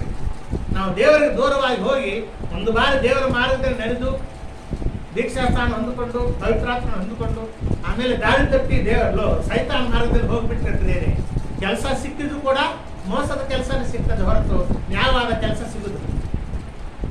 ಇವನಿಗೆ ಹಂದಿಗಳನ್ನು ಕಾಯುವಂತ ಕೆಲಸ ಸಿಕ್ಕಿದ್ರೆ ಸರಿ. ಹಸಿವಾದಾಗ ಆ ಹಂದಿಗಳು ತಿನ್ನುತ್ತಿದ್ದಂತ ಆಹಾರ ತಿನ್ಲಿಕ್ಕೆ ಹೋದ್ರೆ ಆ ಹಂದಿಗಳು ಕೊಡ್ತಾ ಇಲ್ಲ, ಅದು ಕೂಡ ಸಿಗ್ತಾ ಇಲ್ಲ. ಆ ಹಂದಿಗಳ ಆಹಾರ ಕೂಡ ಸಿಗ್ತಾ ಇಲ್ಲ. ಮೋಸದಿಂದ ಅನ್ಯಾಯದಿಂದ ಮಾಡ್ಲಿಕ್ಕೆ ಹೋದ್ಕೊಂಡು ಮಾಡಕ್ಕಾಗುದು. ಒಬ್ಬ ವಿಶ್ವಾಸಿ ಯೇಸು ಸ್ವಾಮಿ ನಂಬಿ ದೀಕ್ಷಾಸ್ಥಾನ ಹೊಂದಿಕೊಂಡು ಸ್ವಲ್ಪ ಕಾಲ ದೇವರ ಮಾರ್ಗದಲ್ಲಿ ನಡೆದು ಆಮೇಲೆ ಈ ಮಾರ್ಗ ಬಿಟ್ಟು ಲೋಕದಲ್ಲಿ ಹೋದ್ರೆ ಅವ್ರಿಗೆ ಮೋಸ ಮಾಡ್ಲಿಕ್ಕೆ ಆಗುದಿಲ್ಲ, ಅನ್ಯಾಯ ಮಾಡ್ಲಿಕ್ಕೆ ಆಗುದಿಲ್ಲ. ಅದಕ್ಕಾಗಿ ಅವನಿಗೆ ಊಟದ್ದು ಕಷ್ಟ ಆಗ್ತದೆ, ಮನೆ ಜೀವನೋಪಾಯಕ್ಕೆ ಸಂಬಂಧಪಟ್ಟಂತೆ ತೇರಿಸುವುದಿಲ್ಲ, ಕಷ್ಟ ಆಗ್ಬಿಡ್ತದೆ. ಈ ರೀತಿ ಸ್ವಲ್ಪ ಕಾಲ ಆದ ನಂತರ ಕೂತ್ಕೊಂಡು ಯೋಚನೆ ಮಾಡಿದ ಕಿರಿಯ ನಮ್ಮ ತಂದೆ ಮನೆಯಲ್ಲಿ ಅನೇಕ ಮಂದಿ ಕೂಲಿ ಆಳುಗಳಿದ್ದಾರೆ. ಅವರಿಗೆಲ್ಲರಿಗೂ ಹೊಟ್ಟೆ ತುಂಬ ಆಹಾರ ಸಿಗ್ತಾ ಇದೆ, ಅವರಿಗೆಲ್ಲರಿಗೂ ಬಟ್ಟೆ ಇದೆ, ಅವರೆಲ್ಲರಿಗೂ ಚಪ್ಪಲಿಗಳಿದ್ದಾವೆ, ತಲೆಗೆ ಎಣ್ಣೆ ಇದೆ, ನಮ್ಮ ತಂದೆ ಎಲ್ಲ ಕೊಡ್ತಿದ್ದಾರೆ ಅವ್ರಿಗೆ. ನಾನಾದ್ರೂ ಇಲ್ಲಿ ಹಸುವಿನಿಂದ ಸಾಯ್ತಾ ಇದ್ದೇನೆ ಅಂತ ಹೇಳಿ ಕೂತ್ಕೊಂಡು ವಿಚಾರ ಮಾಡ್ತಾರೆ. ಬೇರೆ ನಾವು ವಿಚಾರ ಮಾಡಬೇಕಿದೆ, ದೇವರ ಸಂಗಡದಲ್ಲಿದ್ದವರಿಗೆ, ದೇವರ ಸಂಪರ್ಕದಲ್ಲಿದ್ದವರಿಗೆ ಸಂಸಾರ ಹೇಗೆ ನಡೀತಾ ಇದೆ, ದೇವರನ್ನು ಬಿಟ್ಟು ಇಷ್ಟಾನುಸಾರವಾಗಿ ಲೋಕಾನುಸಾರವಾಗಿ ನಡೀತಿರುವರು ಅವರು ಹೇಗಿದ್ದಾರೆ ಯೋಚನೆ ಮಾಡಿ, ಕೂತ್ಕೊಂಡು ಯೋಚನೆ ಮಾಡಿ. ದೇವರ ಸಂಪರ್ಕದಲ್ಲಿದ್ದವರು, ದೇವರ ಭಯಭಕ್ತಿಯಲ್ಲಿದ್ದವರು, ಅವರ ಮನೆ ಹೇಗೆ ನಡೀತಾ ಇದೆ, ಲೋಕಾನುಸಾರವಾಗಿ ಮೋಸದಲ್ಲಿ ನಡೀತಿರೋ ಅವ್ರ ಮನೆ ಹೇಗೆ ನಡೀತಾ ಇದೆ ಆಲೋಚನೆ ಮಾಡಿ. ಅಂದ್ರೆ ದೇವರ ಮಾರ್ಗ ಬಿಟ್ಟು ಹೋಗಿದ್ದವರು, ದೇವರ ಮಾರ್ಗ ಬಿಟ್ಟು ಸೈತಾನ ಹಾಗೆ ಹೋದವರು ಅವರ ಜೀವನ ಹೇಗಿದೆ ಪರೀಕ್ಷೆ ಮಾಡಿ. ದೇವರನ್ನು ನಂಬಿ ದೇವರ ಮಾರ್ಗದಲ್ಲಿದ್ದು, ದೇವರ ಸಂಪರ್ಕದಲ್ಲಿದ್ದು, ದೇವರ ಭಕ್ತಿ ಮಾರ್ಗದಲ್ಲಿದ್ದು ಅವ್ರ ಜೀವನ ನೋಡಿ. ದೇವರನ್ನು ನಂಬಿ ಸ್ವಲ್ಪ ಕಾಲ ದೇವರ ಮಾರ್ಗದಲ್ಲಿದ್ದು ಆ ಮಾರ್ಗ ಬಿಟ್ಟು ಬಿಟ್ಟು ಸೈತಾನ ಮಾರ್ಗದಲ್ಲಿ ಹೋಗಿದ್ದವರು ಅವ್ರ ಜೀವನ ನೋಡಿ ಎಷ್ಟು ವ್ಯತ್ಯಾಸವಿರ್ತದೆ. ಅದಕ್ಕಾಗಿ ದೇವರ ಮಾರ್ಗದಲ್ಲಿದ್ದವರಿಗೆ ಏನು ಕಡಿಮೆ ಮಾಡಲಿಕ್ಕೆ ಕೊಡುವುದಿಲ್ಲ. ಸಿಂಹದ ಮರಿಗಳು ಹಸುವಿನಿಂದ ಸಾಯ್ತಾವಂತೆ, ಸಿಂಹದ ಮರಿಗಳಿಗೆ ಹಸುವಿನಿಂದ ಕೊರತೆ ಬೀಳ್ತಾವಂತೆ. ಆದರೆ ದೇವರು ನಂಬಿದ ಮಕ್ಕಳಿಗೆ ಕೊರತೆ ಬೀಳಲಿಕ್ಕೆ ಕೊಡುವುದಿಲ್ಲ. ದೇವರು ಖಂಡಿತ ಅವರಿಗೆ ಸಹಾಯ ಮಾಡ್ತಾರೆ. ಸರಿ ಪ್ರಿಯರೇ, ಅವನು ಕೂತ್ಕೊಂಡು ವಿಚಾರ ಮಾಡ್ತಾನೆ. ಕಿರಿಯ ಮಗ, ನಾನು ತುಂಬ ದೊಡ್ಡ ತಪ್ಪು ಮಾಡಿದ್ದೇನೆ, ನಮ್ಮ ತಂದೆಯ ಮನಸ್ಸನ್ನು ನೋಯಿಸಿದ್ದೇನೆ, ಆಸ್ತಿಯನ್ನು ಹಂಚ್ಕೊಂಡಿದ್ದೇನೆ. ಆಸ್ತಿಯನ್ನು ಹಂಚ್ಕೊಂಡು ದೂರದೇಶಕ್ಕೆ ಬರುತ್ತಿರುವಾಗ ತಂದೆಗೂ ಹೇಳಲಿಲ್ಲ, ಯಾರಿಗೂ ಹೇಳಲಿಲ್ಲ, ಹಾಗೆ ಬಂದು ಬಿಟ್ಟಿದ್ದೇನೆ. ನಾನು ದೊಡ್ಡ ತಪ್ಪು ಮಾಡಿದ್ದೇನೆ, ನಾನು ಬಂದು ಬಿಟ್ಟು ಇಷ್ಟ ಇಂಥ ಕಷ್ಟಕ್ಕೆ ನಾನು ಒಳಗಾಗಿದೆ ಅಂತ ಹೇಳಿ ಆವಾಗ ಅರಿವಾಗಿದೆ. ಕ್ರಿಸ್ತನ ಪ್ರಿಯರೇ, ದೇವರ ಹಾದಿಯಲ್ಲಿದ್ದಾಗ ದೇವರು ನಮಗೆ ಸಹಾಯ ಮಾಡ್ತಾ ಇರ್ತಾರೆ. ನಮ್ಮ ಪ್ರಾರ್ಥನೆ ಉತ್ತರ ಬರೆದಿದ್ದರೂ ದೇವಾಲಯದಲ್ಲಿ ದೇವರ ಸೇವಕರಿರ್ತಾರೆ, ನಿಮ್ಮ ಪರವಾಗಿ ಪ್ರಾರ್ಥನೆ ಮಾಡೋರು ಇರ್ತಾರೆ. ನಿಮ್ಮ ಪ್ರಾರ್ಥನೆಯಿಂದ ಆಗದಿದ್ದರೂ ಆ ದೇವರ ಸೇವಕರ ಪ್ರಾರ್ಥನೆಯಿಂದ ಆಗ್ತಾರೆ. ನೀವು ಕೇಳಬಹುದು, ಏನ್ರಿ ಮತ್ತು ನಮ್ಮ ಪ್ರಾರ್ಥನೆ ಉತ್ತರ ಬರೆದಿದ್ದು ದೇವರ ಸೇವಕರ ಪ್ರಾರ್ಥನೆ ಉತ್ತರ ಬರ್ತದೆ ಅಂತ ಕೇಳಬಹುದು. ದೇವರ ಸಂಪರ್ಕದಲ್ಲಿದ್ದವರಿಗೆ ದೇವರ ಅಭಿಷೇಕ ಇರ್ತದೆ. ಯಾರು ದೇವರ ಸಂಪರ್ಕದಲ್ಲಿರ್ತಾರೋ ದೇವರ ಅಭಿಷೇಕ ಇರ್ತದೆ. ದೇವರ ಅಭಿಷೇಕ ಇದ್ದವ್ರು ಏನು ಬೇಡಿದ್ರು ಸಿಗ್ತದೆ. ದೇವರ ಅಭಿಷೇಕವಿಲ್ಲದೆ ನಾವು ಬೇಡಿದ್ರೆ ಸಿಗುದಿಲ್ಲ. ದೇವರ ಅಭಿಷೇಕ ಇದ್ದವ್ರ ಬಳಿ ಹೋಗ್ರಿ, ಖಂಡಿತ ಸಿಗ್ತದೆ. ಅವ್ರು ಪ್ರಾರ್ಥನೆ ಮಾಡಿದಾಗ ಸಿಗ್ತದೆ. ಕನಿಷ್ಠ ಉತ್ತರಾದ್ರೂ ಬರ್ತಾರೆ. ಒಂದು ಎಕ್ಸಾಂಪಲ್ ಕೊಡ್ತಿದ್ದೀನಿ. ದೊಡ್ಡ ದೈವ ಸೇವಕರು, ಪ್ರಪಂಚ ಪ್ರಖ್ಯಾತಿಯನ್ನು ಹೊಂದಿದಂಥ ದೈವ ಸೇವಕರು. ಆ ಸೇವಕರ ಬಳಿಯಲ್ಲಿ ಒಬ್ಬ ವಿಶ್ವಾಸ ಬಂದಿದ್ದಾನೆ. ಬಂದು ಆ ಸೇವಕರಿಗೆ ಪ್ರಾರ್ಥನೆ ಮಾಡಯ್ಯ, ನಾನು ಮೊದಲು ಕಾಂಟ್ರಾಕ್ಟರ್ ಆಗಿದ್ದೆ, 4-5 ಕಾರುಗಳಿದ್ದವು, ಎಲ್ಲ ಬಿಲ್ಡಿಂಗಲ್ಲಿ 4-5 ಬಿಲ್ಡಿಂಗ್ಗಳಿದ್ದವು, ಹೆಂಡತಿ ಮಕ್ಕಳು ಎಲ್ಲ ಚೆನ್ನಾಗಿದ್ದೀವಿ. ಈಗ ಒಂದು ಬಿಲ್ಡಿಂಗ್ ಇಲ್ಲ, ಒಂದು ಕಾರ್ ಇಲ್ಲ, ಎಲ್ಲ ಹಣೆಲ್ಲ ಖಾಲಿ ಆಯಿತು, ಒಂದು ಕಾಂಟ್ರಾಕ್ಟ್ ಇಲ್ಲ, ತುಂಬ ಕಷ್ಟದಲ್ಲಿದ್ದೀವಿ ಅಂತ ಹೇಳಿ ಪ್ರಾರ್ಥನೆ ಮಾಡಿ ಅಂತೇಳಿ ಕೇಳಿದ್ದಾರೆ. ಆ ಸೇವಕರು ಅಭಿಷೇಕವುಳ್ಳಂಥ ಸೇವಕರು ಪ್ರಾರ್ಥನೆ ಮಾಡಿದ್ದಾರೆ. ಪ್ರಾರ್ಥನೆ ಮಾಡಿಕೊಂಡು ಉತ್ತರ ಬಂದ್ಕೊಂಡು, ಪ್ರಾರ್ಥನೆ ಮಾಡುತ್ತಿರುವಾಗಲೇ ಉತ್ತರ ಬಂತು. ಆವಾಗ ಆ ವಿಶ್ವಾಸ ಹೇಳಿದ್ದಾರೆ, ನೋಡಪ್ಪ, ಮೊದಲು ನಿನ್ನ ಕಡೆ 4 ಮನೆಗಳಿದ್ದವು, 4 ಕಾರುಗಳಿದ್ದವು, ಕೈ ತುಂಬ ದುಡ್ಡಿತ್ತು. ಆದ್ರೆ ನೀನು ದೇವರನ್ನು ನೆನೆಸಿಲ್ಲ, ದೇವರ ಸನ್ನಿಧಾನಕ್ಕೆ ಹೋಗ್ಲಿಲ್ಲ. ನೀವು ದೇವರ ಸಂಪರ್ಕ ಬಿಟ್ರಿ. ಮನೆ ಇಲ್ಲದಿದ್ದಾಗ, ಕಾರು ಇಲ್ಲದಿದ್ದಾಗ ವಾರ ಚರ್ಚ್ಗೆ ಹೋಗ್ತಾ ಇದ್ರಿ. 4 ಮನೆ ಬಂದಿದ್ದು, 4 ಕಾರು ಬಂದಿದ್ದು, ಕೈ ತುಂಬ ದುಡ್ಡು ಬಂದಿದ್ದು, ನೀವು ಚರ್ಚ್ಗೂ ಹೋಗ್ಲಿಲ್ಲ, ದೇವರ ಸಂಪರ್ಕದಲ್ಲಿ ಇಲ್ಲ, ಬಿಟ್ಟಿದ್ಯಾ ಅಂತ ಹೇಳಿದ್ರೆ, ಹೌದು ಪಾಸ್ಟ್ರೆ ಅಂತ ಹೇಳ್ತಾರೆ. ಮತ್ತು ಆ ಕೆಲಸ ಮಾಡು, ನಿನಗೆ ಸಿಗ್ತದೆ. ಮತ್ತು ದೇವಾಲಯಕ್ಕೆ ಹೋಗೋದನ್ನು ಶುರು ಮಾಡು, ಮತ್ತು ದೇವರ ಸಂಪರ್ಕದಲ್ಲಿ ಬಾ, ನಿನ್ನ ತಪ್ಪುಗಳನ್ನೆಲ್ಲ ಒಪ್ಕೋ, ಪಾಪಗಳನ್ನ ಒಪ್ಕೋ, ಮತ್ತು ಹೋಗಿದ್ದೆಲ್ಲ ಮತ್ತೆ ಬರ್ತದೆ ಹೇಳ್ತಾರೆ. ಕನಿಷ್ಠ ಉತ್ತರಾದ್ರೂ ಬರ್ತಾರೆ. ದೇವರಿಂದ ಉತ್ತರಾದ್ರೂ ಸಿಗ್ತದೆ. ಆಮೇಲೆ ಅವನು ಪಶ್ಚಾತ್ತಾಪಟ್ಟು ದೇವರ ತಪ್ಪುಕೊಂಡು ಮತ್ತು ದೇವರ ಮಾರ್ಗದಲ್ಲಿ ಬಂದಾಗ ಏನೇನು ಕಳೆದುಕೊಂಡಿದ್ದಾನೆ ಅದೆಲ್ಲ ಸಿಗ್ತದೆ. ಕ್ರಿಸ್ತನ ಪ್ರಿಯರೇ, ನಾನು ಹೇಳಿದ್ದೇನಪ್ಪ ಅಂತ ಹೇಳಿದ್ರೆ, ದೇವರ ಸಂಪರ್ಕದಲ್ಲಿ ನಾವಿದ್ದರೆ ನಮಗೇನು ಕಡಿಮೆ ಮಾಡ್ಲಿಕ್ಕೆ ಕೊಡುದಿಲ್ಲ. ದೇವರು ಹಿರಿಯ ಮಗ ಇದ್ದಾನೆ, ಹಿರಿಯ ಮಗ ತಂದೆಯ ಜೊತೆಲಿದ್ದಾನೆ, ಅವ್ರು ಏನು ಕಡಿಮೆ ಇಲ್ಲ, ಎಲ್ಲ ನಡೀತಾ ಇದೆ. ಊಟ ನಡೀತಾ ಇದೆ, ಬಟ್ಟೆ ನಡೀತಾ ಇದೆ, ತಂದೆಯ ಜೊತೆಲಿದ್ದಾನೆ, ಏನು ಕಡಿಮೆ ಇಲ್ಲ. ಹಿರಿಯ ಮಗ ತಂದೆಯ ಸಂಪರ್ಕ ದೂರ ದೇಶಕ್ಕೆ ಹೋಗಿದ್ದಾನೆ, ನನಗೆ ಊಟನೂ ಇಲ್ಲ, ಬಟ್ಟೆನೂ ಇಲ್ಲ, ನಾನು ತಲೆಗೆ ಎಣ್ಣೂ ಇಲ್ಲ, ಕಾಲಿಗೆ ಚಪ್ಪಲಿ ಇಲ್ಲ, ಇರ್ಲಿಕ್ಕೆ ಮನೇನೂ ಇಲ್ಲ. ಆ ಹಂದಿಗಳನ್ನು ಕಾಯ್ಲಿಕ್ಕೆ ಹೋದ್ರೆ ಆ ಹಂದಿಗಳು ಕೂಡ ಆ ಹುಲ್ಲು ಕೊಡ್ತಾ ಇಲ್ಲ, ಹಂದಿಗಳು ಅವನ ಆಹಾರ ಕೊಡ್ತಾ ಇಲ್ಲ. ಲಾಸ್ಟ್ಗೆ ಅವನು ಮನವರಿಕೆ ಮಾಡಿಕೊಂಡಿದ್ದಾನೆ, ನಾನು ತುಂಬ ದೊಡ್ಡ ತಪ್ಪು ಮಾಡ್ತೇನೆ, ನನ್ನ ತಂದೆ ಬದುಕಿರುವಾಗಲೇ ನನ್ನ ಆಸ್ತಿಯನ್ನು ಕೇಳಿದ್ದೀನಿ, ತಂದೆಗೆ ಹೇಳದೆ ಕೇಳಿದೆ ನಾನು ಬಂದು ಬಿಟ್ಟಿದ್ದೀನಿ, ನನ್ನ ತಂದೆ ಆಸ್ತಿಯನ್ನೆಲ್ಲ ಹಾಳು ಮಾಡಿದ್ದೀನಿ, ನಾನು ಹೋಗ್ತೀನಿ ಅಂತ ಹೇಳಿ ಮತ್ತು ತಂದೆ ಬಳಿ ಬರ್ತಾನೆ, ಪಶ್ಚಾತ್ತಾಪ ಬರ್ತಾನೆ. ನನ್ನ ತಂದೆ ಬಳಿಗೆ ಹೋಗಿ ನಾನು ಕ್ಷಮಾಪಣೆ ಬೇಡ್ಕೊಳ್ತೀನಿ ಅಂತೇಳಿ ತಂದೆ ಬಳಿ ಬರ್ತಾನೆ. ತಂದೆ ದಿನಾಲು ಕಾಯ್ತಾನಂತೆ, ಯಾವಾಗ ಬರ್ತಾನೆ ಹೇಳಿ ಹೋದವನಲ್ಲ. ಹೇಳಿ ಹೋಗಿದ್ದಿದ್ರೆ ಒಂದು ವೇಳೆ ಆ ಊರಿಗೆ ಹೋಗ್ತಾ ಇದ್ದೆ ಅನ್ನೋ ಕರೀಲಿಕ್ಕೆ, ಹೇಳಿ ಹೋಗಿಲ್ಲ ಅವನು. ಆಮೇಲೆ ಒಂದಿನ ನೋಡ್ತಾನೆ, ದೂರದಿಂದ ಬರ್ತಾ ಇರ್ತಾನೆ, ಗುರ್ತಿಡ್ತಾನೆ ಮಗನಿಗೆ. ಬಟ್ಟೆ ಎಲ್ಲ ಹರಿದೋಗಿರ್ತದೆ, ಕಾಲಿಗೆ ಚಪ್ಪಲಿಲ್ಲ, ತಲೆಗೆ ಇನ್ನಿಲ್ಲ, ಕಂಪ್ಲೀಟ್ ಆಗಿ ಒಣಗೋಗಿದ್ದಾನೆ. ಆದರೆ ಗುರುತಿಡ್ತಾನೆ, ನನ್ನ ಮಗನೇ ಓಡೋಡು ಅವನ್ನ ಆಲಿಂಗನ ಮಾಡಿಕೊಡ್ತಾನೆ. ಅವನಿನ್ನೂ ಹೇಳಿಲ್ಲ, ತಂದೆ ನಾ ತಪ್ಪು ಮಾಡ್ತೀನಪ್ಪ, ನನ್ನ ಮನಸ್ಸನ್ನು ನೋಯಿಸಿದ್ನಪ್ಪ, ಆಸ್ತಿಯನ್ನೆಲ್ಲ ಒಪ್ಕೊಂಡು ಹಾಳು ಮಾಡ್ತೀನಪ್ಪ, ಇನ್ನೂ ಹೇಳಲೇ ಇಲ್ಲ. ಮೊದಲೇ ಹೋಗಿ ಹತ್ಕೊಂಡು ಮುಂದಿರ್ತಾರೆ. ಆನಂತರ ಹೇಳುತ್ತಾರೆ, ಮಗ ಅಪ್ಪ ನಾನು ತಪ್ಪು ಮಾಡಿದೆ, ನನಗೆ ವಿರೋಧವಾಗಿ ಪರಲೋಕಕ್ಕೆ ವಿರೋಧವಾಗಿ ತಪ್ಪು ಮಾಡ್ತೀನಿ, ನನ್ನನ್ನು ಕ್ಷಮಿಸಲು ಕೇಳಿಸ್ಕೊಂಡೆ. ಈಗ ನಿನ್ನ ಮಗ ಅನ್ಸ್ಕೊಳ್ಳೋದಕ್ಕೆ ನಾನು ಯೋಗ್ಯನಲ್ಲ, ಯಾಕಂದ್ರೆ ನಾನು ತುಂಬಾ ತಪ್ಪು ಮಾಡ್ತೀನಿ, ತುಂಬಾ ಪಾಪ ಮಾಡ್ತೀನಿ, ಆಸ್ತಿ ಹಾಳು ಮಾಡ್ತೀನಿ. ಈಗ ನಿನ್ನ ಮಗ ಅಲ್ಲ ನಾನು, ಆದರೆ ನನ್ನ ಕೆಲಸಗಾರರಿದ್ದಾರೆ ಮನೆಯೊಳಗೆ, ಕೂಲಿ ಆಳುಗಳಿದ್ದಾರೆ, ಅವರಲ್ಲಿ ನನ್ನನ್ನು ಒಬ್ಬರನ್ನಾಗಿ ಮಾಡು. ಈಗ ನಾನು ಮಗನಾಗಿರುವುದಿಲ್ಲ, ಒಬ್ಬ ಹಾಳಾಗಿರ್ತೀನಿ, ದುಡ್ತೀನಿ ಅಂತ ಹೇಳಿದಾಗ, ಇಲ್ಲ ಮಗ ಬಾ, ನೀನು ಮಗ ಹಾಳಲ್ಲ, ನನ್ನ ಮಗ ಅಂತೇಳಿ ಬಂದು ಅವನು ಸ್ನಾನ ಮಾಡಿಸಿ, ಬೇರೆ ಬಟ್ಟೆ ಹಾಕಿ, ಉಂಗುರ ಕೊಟ್ಟು, ಚಪ್ಪಲಿ ಕೊಟ್ಟು, ಮಗನ ಬಂದಾನೆ ಅಂತೇಳಿ ಒಂದು ಔತಣ ಮಾಡಿಸ್ತಾ ಇರ್ತೀನಿ. ಇದರಲ್ಲಿರುವಂತ ಅರ್ಥ ಏನಪ್ಪ ಅಂತ ಹೇಳಿದ್ರೆ, ಒಬ್ಬ ವಿಶ್ವಾಸಿ ದೇವರ ಮಾರ್ಗದಲ್ಲಿ ಬಂದ ನಂತರ, ದೀಕ್ಷಾಸ್ಥಾನ ಹೊಂದಿಕೊಂಡು ದೇವರ ಸಂಪರ್ಕದಲ್ಲಿ ಇದ್ದ ನಂತರ, ಸ್ವಲ್ಪ ಕಾಲ ದೇವರ ಮಾರ್ಗದಲ್ಲಿ ನಡೆದು ಪಾಪದಲ್ಲಿ ಬಿದ್ದು ಹೋದರೆ ದೇವರು ಕಾಯ್ತಾ ಇರ್ತಾನೆ. ಯಾವಾಗ ಬರ್ತಾನೋ ಕಾಯ್ತಾ ಇರ್ತಾನೆ. ಅವನ ಕಷ್ಟಗಳು ಸಂಕಟಗಳು ಶುರು ಆಗ್ತವೆ, ಯಾಕಂದ್ರೆ ಅಭಿಷೇಕ ಹೋಗ್ತಾನೆ. ಈ ಕಷ್ಟಗಳು ಸಂಕಟಗಳು ಶುರು ಆದ ನಂತರ ಲಾಸ್ಟ್ಗೆ ಮನಸ್ಸು ಬದಲಾವಣೆ ಮಾಡಿಕೊಂಡು ತಿರುಗಿ ಬರ್ತಾನೆ ದೇವರ ಬೆಳೆಯಲ್ಲಿ ಬಂದಾಗ ದೇವರು ಸಂತೋಷ ಪಡ್ತಾ ಇರ್ತಾರೆ, ಪಾಪ ತೊಳಿತಾನೆ. ಇಲ್ಲಿ ಸ್ನಾನ ಮಾಡಿಸಿದ ನಂತರ ಅರ್ಥನು ಅವ್ನು ಮಾಡಿದಂತ ಪಾಪ ಎಲ್ಲ ತೊಳಿದಾನಂತ ಅರ್ಥ. ಬೇರೆ ಬಟ್ಟೆ ಹಾಕಿಸಿದ ಅರ್ಥ ಏನು, ನೀತಿಯನ್ನು ಕೊಟ್ಟಾನಂತ ಅರ್ಥ. ಬಟ್ಟೆ ಅಂದ್ರೆ ನೀತಿ. ಹೊಸ ಬಟ್ಟೆ ನಮಗೆ ಕೊಡಲ್ಪಟ್ಟು ಕನಸಲ್ಲಿ ಕೆಲವು ಬಾರಿ ಹೊಸ ಬಟ್ಟೆ ಬರ್ತದೆ. ಕೆಲವು ಮಂದಿ ಕನಸಲ್ಲಿ ಯಾರು ಬಂದು ನಿಮಗೆ ಒಂದು ಹೊಸ ಡ್ರೆಸ್ ಕೊಟ್ಟು ಬಿಡ್ತಾರೆ. ಅದ್ರ ಅರ್ಥ ಏನಪ್ಪ ಅಂತ ಹೇಳಿದ್ರೆ, ದೇವರು ನಿನಗೆ ನೀತಿ ಕೊಟ್ಟಾನಂತ ಅರ್ಥ. ಕನಸಲ್ಲಿ ಸ್ನಾನ ಮಾಡಿದಾಗ ನಿಮಗೆ ಕನಸಲ್ಲಿ ಬಂದ್ರೆ ನಿನ್ನ ಪಾಪಗಳು ಪರಿಹಾರವಾಗಿದೆ ಅರ್ಥ.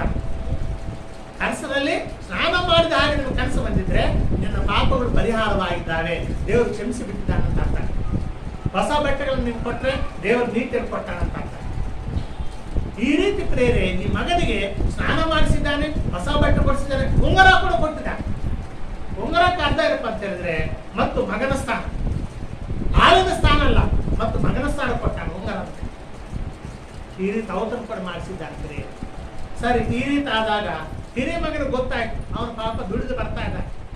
ಹಿರಿಯ ಮಗನಿಗೆ ಗೊತ್ತಾಯ್ತು, ನನ್ನ ತಮ್ಮ ಬಂದಾನು, ನಮ್ಮ ತಂದೆ ಎಲ್ಲ ಫಂಕ್ಷನ್ ಮಾಡ್ತಿದ್ದಾನಂತೆ. ಅವನಿಗೆ ಸಿಟ್ಟು ಬಂದಿದೆ. ಸಿಟ್ಟು ಬಂದು ಮನೆ ಒಳಗೆ ಬರಲಿಲ್ಲ. ಯಾರು ಆಳುಗಳು ಹೇಳಿದ್ದಾರೆ, ನಿಮ್ಮ ಮಗ ಅಲ್ಲಿದ್ದಾನೆ, ಬರಲಿಲ್ಲ ಮನೆಗೆ, ಇದೆಲ್ಲ ಮಾಡ್ತಾ ಇದ್ದಾರೆ ಅಂತ ಹೇಳಿ. ಕಿರಿಯ ಮಗ ಎಲ್ಲ ಆಸ್ತಿ ಎಲ್ಲ ಹಾಳು ಮಾಡಿದ್ದಾನೆ, ಅವ್ನು ಬಂದ ಕೂಡಲೇ ಮತ್ತೆಲ್ಲ ಔತಣ ಮಾಡಿಸ್ತಾ ಇದೆ ಅಂತ ಹೇಳಿ ಅವನಿಗೆ ಸಿಟ್ಟು ಬಂದಿದ್ದು ಬರ್ತಾ ಇಲ್ಲ ಅಂತ ಹೇಳಿ ಹೇಳಿದ್ದಾನೆ.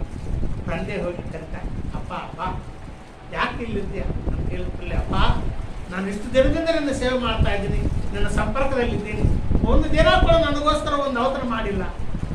ಈ ನಿನ್ನ ಕಿರಿಯ ಮಗ ಎಷ್ಟು ಆಸ್ತಿ ಎಲ್ಲ ಹಾಳು ಮಾಡಿದ್ದಾನೆ, ಅವನು ಬಂದ ಕೂಡಲೇ ಔತಣ ಮಾಡ್ತಾ ಇದೆ ಅಂತ ಹೇಳ್ತಾನೆ. ಆವಾಗ ತಂದೆ ಒಂದು ಮಾತಾಡ್ತಾನೆ, ಹೋದ್ರೆ ಆ ವಚನ ನನಗೆ ದುಃಖ ಬಂತ. ಆ ವಚನ ಓದಿದ್ದಾನೆ ಏನಂತ, ಒಂದು 27ನೇ ವಚನ ಹೋದ್ರಿ, 28. ಹಾ ಹಾ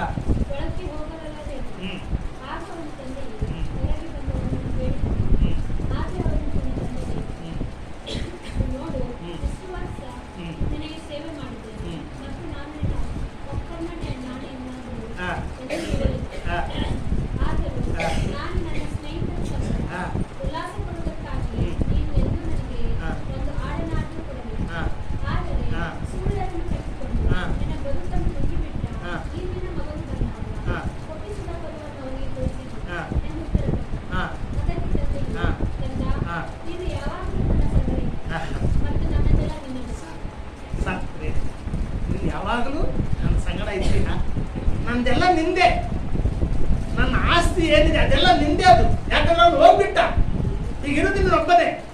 ಈ ಲಕ್ಷಗಟ್ಟಲೆ ಕೋಟಿಗಟ್ಟಲೆ ಆಸ್ತಿ ಎಲ್ಲ ಅದೆಲ್ಲ ನಿಂದೆ ಅಪ್ಪ, ನೀವು ಕೇಳೋದು ಅವಶ್ಯಕತೆ ಇಲ್ಲ, ಬೇಕಾದ್ರೆ ತಗೋಬೋದು, ನೀವು ಎಷ್ಟು ಬೇಕಂತ ತಗೋಬೋದು, ನಾನೇನು ಅಡ್ಡಿ ಮಾಡ್ತೀನ, ಅದೆಲ್ಲ ನಿಂದೆ ಅಂತ ಹೇಳುತ್ತಾರೆ. ಬೇರೆ ಒಂದು ಸತ್ಯ ನಮ್ಗೆ ಹೇಳುತ್ತಾ ಇದೆ, ದೇವರಷ್ಟು ಶ್ರೀಮಂತ ಯಾರು ಇಲ್ಲ. ಜಗತ್ತನ್ನೆಲ್ಲ ಉಂಟು ಮಾಡಿದ ಆತನೇ ಈ ಜಗತ್ತಿಗೆ ಒಡೆಯದು. ಲೋಕದಲ್ಲಿದ್ದಂಥ ಬೆಳ್ಳಿ ಆಗಲಿ, ಬಂಗಾರ ಆಗಲಿ, ವಜ್ರ ವೈಡೂರ್ಯಗಳಾಗಲಿ, ಆಸ್ತಿ ಪಾಸ್ತಿ ಎಲ್ಲ ದೇವರದೇ ಪ್ರೇರಣೆ. ನಾವು ದೇವರ ಮಕ್ಕಳಾಗಿದ್ದೇವೆ, ನಾವು ದೇವರ ಜೊತೆಯಲ್ಲಿದ್ದೇವೆ, ದೇವರ ಸಂಪರ್ಕದಲ್ಲಿದ್ದೇವೆ, ಅದೆಲ್ಲ ನಮ್ದೇ. ಅದು ತಕ್ಕೊಳ್ಳುವಂತಹ ಯೋಗ್ಯತೆ ನಮ್ಮಲ್ಲಿರಬೇಕು. ಆ ದೇವರಿಂದ ಪಡೆದುಕೊಳ್ಳುವಂತ ಯೋಗ್ಯತೆ ನಮ್ಮಲ್ಲಿರ್ಬೇಕು. ಕೇಳ್ಕೊ, ಯಾವ ವಾಗ್ದಾನ ನಿನಗೆ ಇಷ್ಟವಾಗಿದೆ ಅದನ್ನು ಕೇಳ್ಕೊ, ಯಾವ ವಸ್ತು ನಿನಗೆ ಬೇಕಾಗಿದೆ ಅದನ್ನು ಕೇಳ್ಕೊ, ಕೇಳ್ಕೊಂಡು ಪಡಿ. ದೇವರು ಯಾರನ್ನು ಕೂಡ ಬೇಡ ಅಂತ ದೊರಕ್ರಿ. ದೇವರೇ ನನಗಿಂತ ಮನೆ ಬೇಕಪ್ಪ ಅಂತೇಳಿ ನೀವು ಮನಸ್ಸಿನಿಂದ ಬೇಡಿ. 1 ವಾರ ಅಲ್ಲ, 2 ವಾರ ಅಲ್ಲ, 1 ತಿಂಗಳಲ್ಲ, 2 ತಿಂಗಳಲ್ಲ ಬೇಡಿ, ಖಂಡಿತ ಬಂದೇ ಬರ್ತದೆ. ಯಾವ ವಸ್ತು ಬೇಕಾಗ್ತದೆ, ಬೆಳ್ಳಿ ಆಗಲಿ, ಬಂಗಾರ ಆಗಲಿ, ಐಶ್ವರ್ಯ ಆಗಲಿ, ಮನೆ ಆಗಲಿ, ಏನೇ ಇರಲಿ, ನಾವು ದೇವರ ಸಂಪರ್ಕದಲ್ಲಿದ್ದರೆ, ನಾವು ದೇವರ ಜೊತೆಲಿದ್ದರೆ ಬೇಡಿದ್ದು ಖಂಡಿತ ಸಿಗ್ತದೆ. ಆದರೆ 1 ವಾರ ಮಾಡಿ ಬಿಟ್ಟು ಬಿಡುದು, 1 ತಿಂಗಳು ಮಾಡಿ ಬಿಟ್ಟು ಬಿಡುದು, ಈ ರೀತಿ ಅಲ್ಲ. ಮನಸ್ಸಿನಲ್ಲಿ ಆಸೆ ಇದ್ರೆ ಹಗಲು ರಾತ್ರಿ ಬೇಕಾಗ್ತದೆ. ರಾತ್ರಿ ಸಮಯದಲ್ಲಿ ಎಚ್ಚರ ಆದ್ರೆ ಅದನ್ನು ಬೇಕು. ದೇವರೇ ಇದನ್ನ ನಾವು ಕೇಳಿದ್ದೀನಿ, ಏನ್ ಮಾಡ್ತೀಯ? ಎಷ್ಟು ಬಾರ್ ನೀವು ಎದ್ದು ನಿಂತ್ಕೊಂಡು ಅಷ್ಟು ಬಾರ್ ದೇವರನ್ನು ಕೇಳಿ, ಖಂಡಿತ ನಿಮ್ಗೆ ಸಿಗ್ತದೆ. ನಮ್ಮ ಸಂತಾನ ಆಗ್ಬೇಕಂತ ಹೇಳಿದ್ರೆ ಕೇಳಿ, ನಮ್ಮ ಮಕ್ಕಳಿಗೆ ಮದುವೆ ಆಗ್ಬೇಕಂತ ಹೇಳಿದ್ರೆ ಕೇಳಿ. ನಾವು ದೇವರ ಮಕ್ಕಳಾಗಿದ್ದೇವೆ ಪ್ರಿಯರೇ. ದೇವರದೆಲ್ಲ ನಮ್ದೇ. ಕೊನೆಯಲ್ಲಿ ಒಂದೇ ಒಂದು ವಾಕ್ಯ ಕೊಟ್ಟು ಮುಗಿಸ್ತೇನೆ ಪ್ರಿಯರೇ. ಒಂದು ಬಾರಿ ನಾವು ದೇಶ ಸ್ವಾಮಿ ನಂಬಿ ದೀಕ್ಷಾ ಸ್ಥಾನ ಹೊಂದ್ಕೊಂಡ ನಂತರ ನಾವು ದೇವರ ಮಕ್ಕಳಾಗ್ತೇವೆ. ನಮ್ಮ ಆತ್ಮಕ್ಕೆ ಜೀವ ಬರ್ತದೆ, ಸತ್ತಿರುವಂತ ಆತ್ಮಕ್ಕೆ ಜೀವ ಬರ್ತದೆ. ಆದರೆ ದೇವರ ಮಾರ್ಗದಲ್ಲಿ ನಡೀತಾ ಬರ್ತಾ ಹೋಗ್ತಿದ್ದಾಗ ಯಾವಾಗ ಪಾಪಕ್ಕೆ ಕೈ ಹಾಕ್ತೀವೋ ಆವಾಗ ಮಾತ್ರ ನಮ್ಮ ಆತ್ಮ ಸಾಯ್ತದೆ. ಈ ಆತ್ಮ ಎಷ್ಟೋ ಬಾರಿ ಸಾಯ್ತದೆ. ನಾವು ಒಂದೇ ಬಾರಿ ಈ ದೇಹ ಒಂದೇ ಬಾರಿ ಸಾಯುದು, ಈ ದೇಹ ಒಂದೇ ಬಾರಿ ಸಾಯುದು. ಆದ್ರೆ ಆತ್ಮ ಎಷ್ಟೋ ಬಾರಿ ಸಾಯ್ತದೆ, ಎಷ್ಟೋ ಬಾರಿ ಮತ್ತು ಜೀವ ಪಡ್ಕೊಂಡು. ಅದು ಆತ್ಮದ ಒಂದು ಪ್ರತ್ಯೇಕವಾದಂತ ನಿಯಮ ಇದೆ. ಆತ್ಮಕ್ಕೆ ಪಾಪ ಮಾಡಿದಾಗ ಸಾಯ್ತದೆ ಮತ್ತು ದೇವರ ಬಳಿಯಲ್ಲಿ ಬಂದು ಕ್ಷಮೆ ಬೇಡ್ಕೊಂಡು ಪಶ್ಚಾತ್ತಾಪಟ್ಟು ನಿನ್ನ ಮಾಡಿದ್ರೆ ಸ್ವಾಮಿ ಅಂತ ನಾವು ಬೇಡ್ಕೊಂಡಾಗ ಮತ್ತು ಆತ್ಮಕ್ಕೆ ಜೀವ ಬರ್ತದೆ. ಸತ್ತು ಹೋಗ್ತದೆ ಮತ್ತು ಜೀವ ಬರ್ತದೆ, ಸಾಯುತ್ತದೆ ಮತ್ತು ಜೀವ ಬರ್ತದೆ. ದೋದ್ರ ವಚನವನ್ನ 32ನೇ ವಚನ ಓದಿ. 32ನೇ ವಚನ.